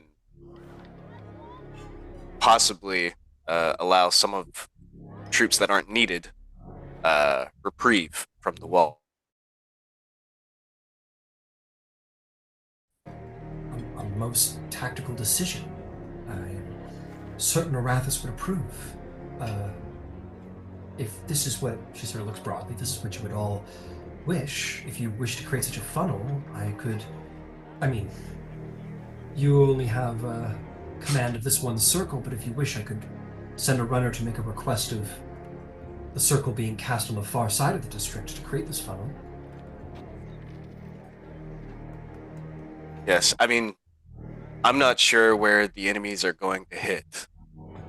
They've been a bit more sporadic since previous day, but I would endeavor to say that if we can limit the amount of places where they can attack us, then we'll be all the more capable of holding them back. Very well. If this is what you will agree, I will send a runner to the other edge of the district, and we will sanctify the walls of this side, and they will sanctify the walls of that. The east and the west will prevent the undead and these fiends from touching the walls or the district. Okay. Very well. And she'll speak to a nearby runner and say, send 2 runners, one to acquire, and she'll give what is actually an impressive material component requirement. And I'll tell you what it is, just for the sake of understanding of what exactly she's going to bring forth. They're rationing resources in the city. They're rationing first-level spell slots in the city. But she looks at this guy and says, send for 6,000 gold in incense, and then send another 6,000 for the circle on the other edge of the district if they should accept. And he will nod and he will go. That is a decent expenditure of incense. Says, very well. We will begin the rites to hold at bay any fiend or any undead that would wish to climb our walls. And yeah, they will begin to prepare.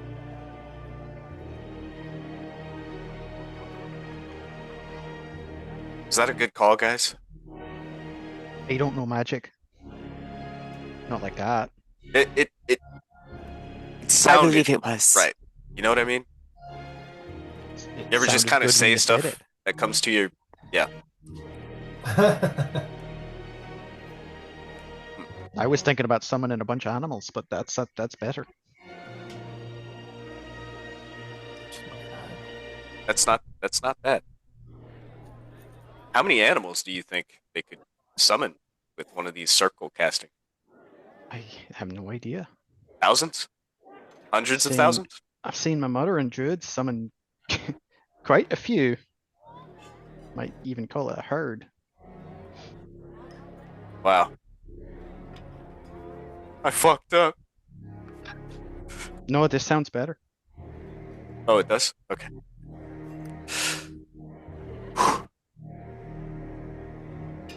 Okay. You step outside the building and you prepare to defend. You see like chests of incense enter the building. Like not like a block of incense, but like chest after chest after chest after chest enters the building of just incense. And after a couple of minutes, like incense smokes begins to sort of pour out of the windows of this smaller church, smaller temple.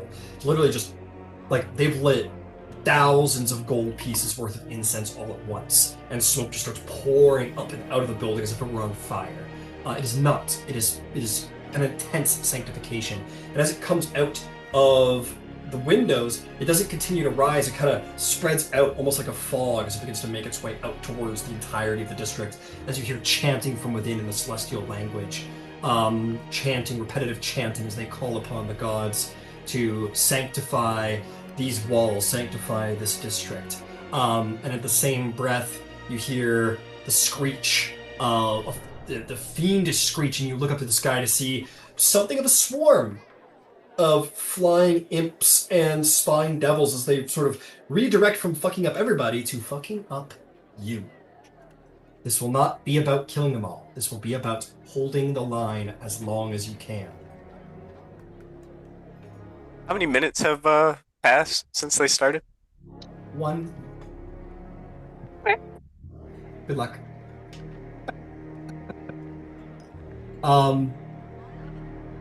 This is a bit of an awkward amount of time to start a combat of this magnitude. I am gonna say I'm gonna ask this. I want to hear some character interactions. You guys have been fighting like crazy, and you have this time as the ritual begins to commence, as you prepare for the battle ahead. Does anybody have any reassuring words they would share with the party as a whole, with a specific party member, fears, doubts, hopes, anything? Is there anything that the party members would share with these people who they've bled beside and have survived beside all this time?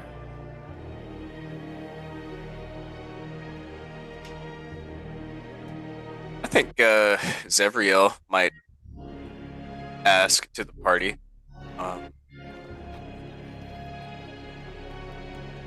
We haven't,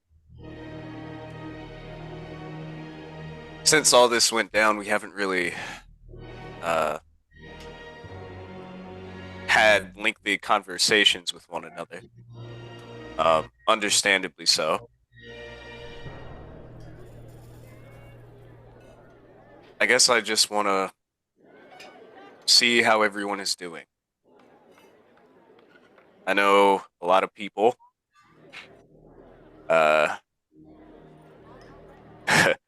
including myself that I can remember, have never been part of a siege.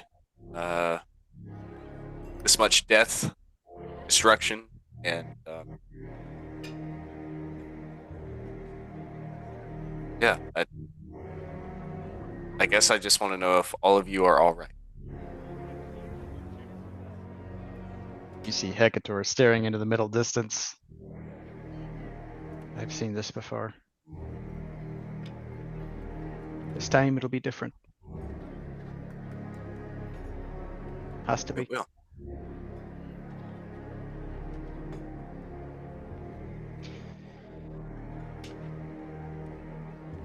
Is it weird to say I've got hope?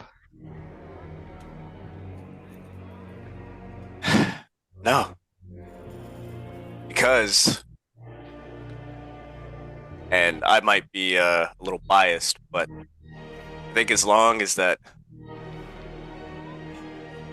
one sliver of hope exists, and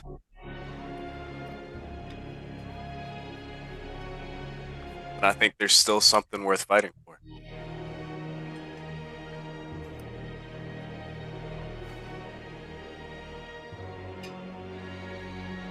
I think there's more than a sliver.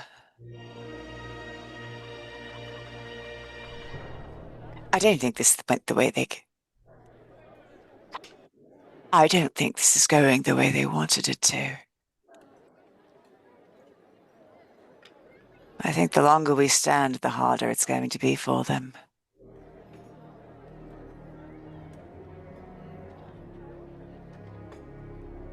I have faith.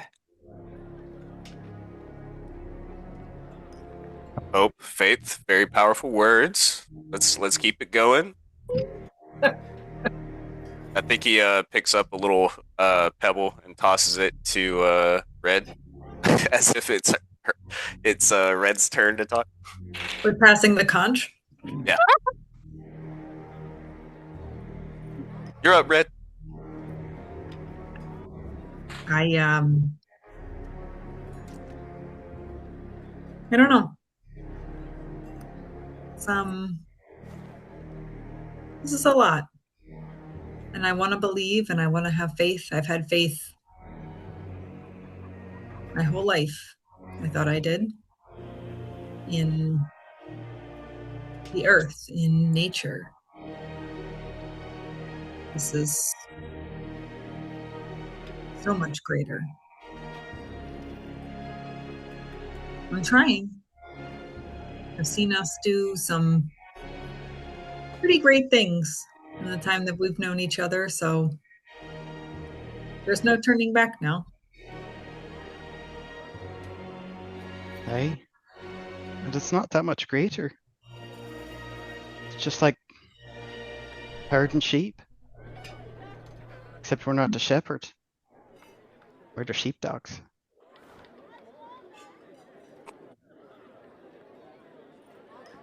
That might have went over my head a little bit, but you know that's not anything on you. You never seen a sheepdog? Do you like dogs? He's never herded sheep. I'm gonna pet my familiar. It's just Is that what a sheepdog is? Oh, They're a more like a- sheepdog looks just like the sheep. But it's Why not. would you have a dog that looks like a... Anyway. Because the wolves can't tell them apart. Oh. Oh. Is that Okay. where that Inspiration, term Hekator, that was... wolf in sheep's clothing? Something like that, except a little nicer. A sheepdog will tear apart a wolf. Multiple wolves. That's you, Red. I think I speak for all of us, Red, when I say I'm glad you decided to step forward from the crowd out there on those frozen tundra wastes. I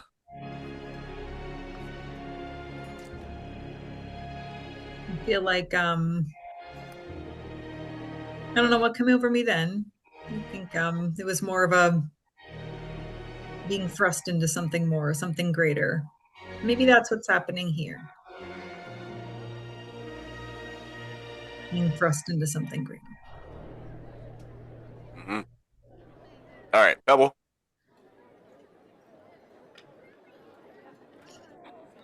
Shit. All right. Gambatar. You can handle it.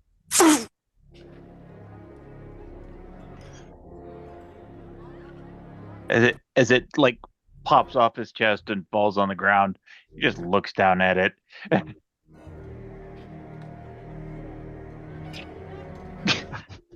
I don't know if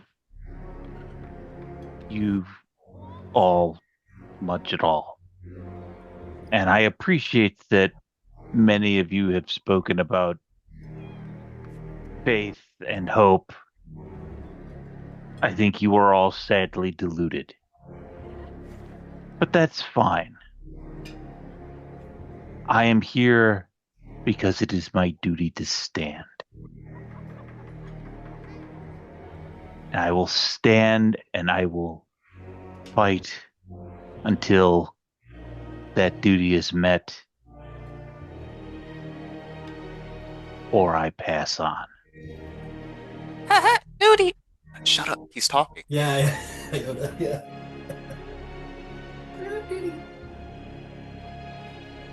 Don't mind Iota.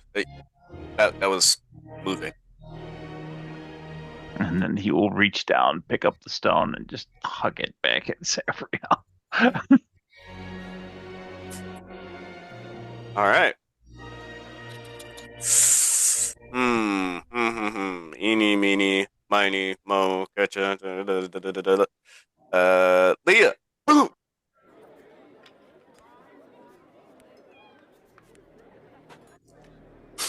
He catches the stone.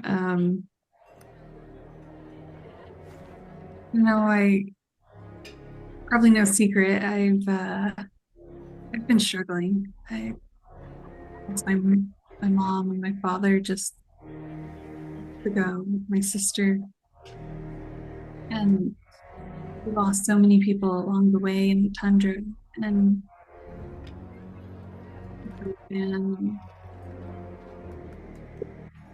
just riddled with loss and grief, and then to see Vasselheim, this great city, stormed by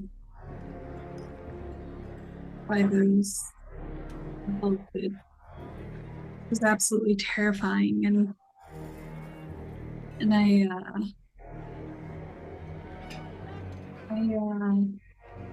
besieged Corlon, and well, more like begged Corlon, and he spoke to me and told me that as long as we don't give up, there's hope. The gods are really among us, and they're here to fight with us.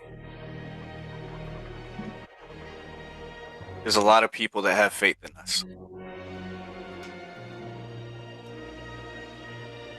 Hopefully,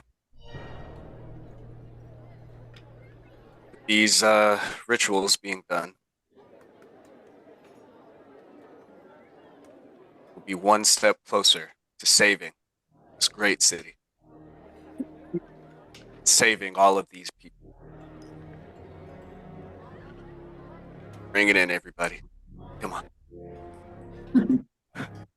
Come on. Come on. Come on. Don't leave. Yay! Oh, you can't leave Iota hanging. Look.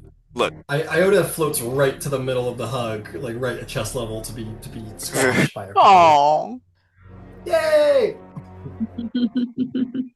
The little beasties, your allies, sort of get in there as they can. The owl, the hawk, they just sort of like land on heads and look pretty happy with themselves, and the various Deer, come on, man. foxes and hounds, yeah, they all sort of bounce around. They kind of yip and bark and kind of bounce around the group happily.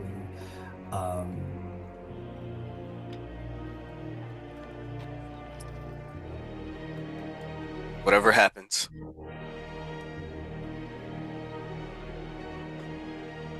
just know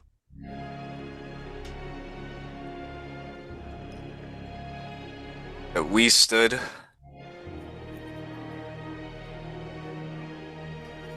in what's possibly one of the darkest times of all time.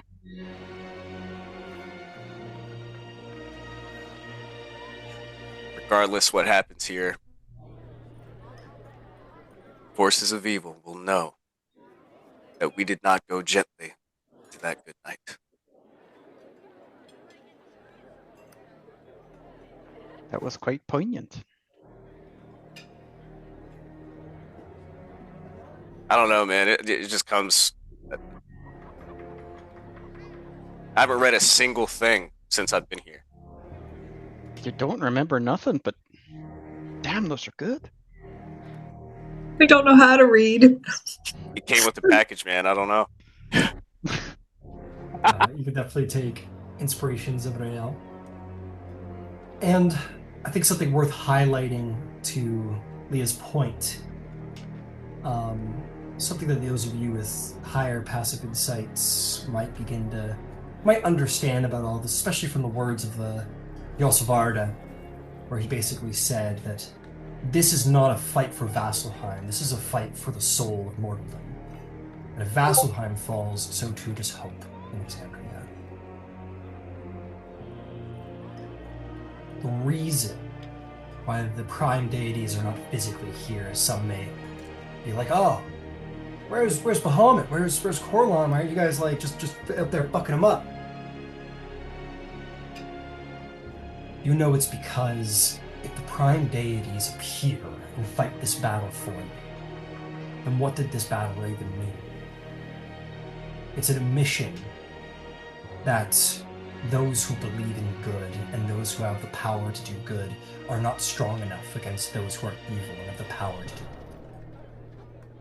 Prime deities cannot win this fight for the spirit of mortaldom. It must be all of you, because you believe in good and you have the power to fight. And so as you stand, the agents of darkness, these fiends, fly in to desecrate all that is good and holy, and to crush the hopes of mortaldom. And it is you who must stand and say no further. And that is where we end the session.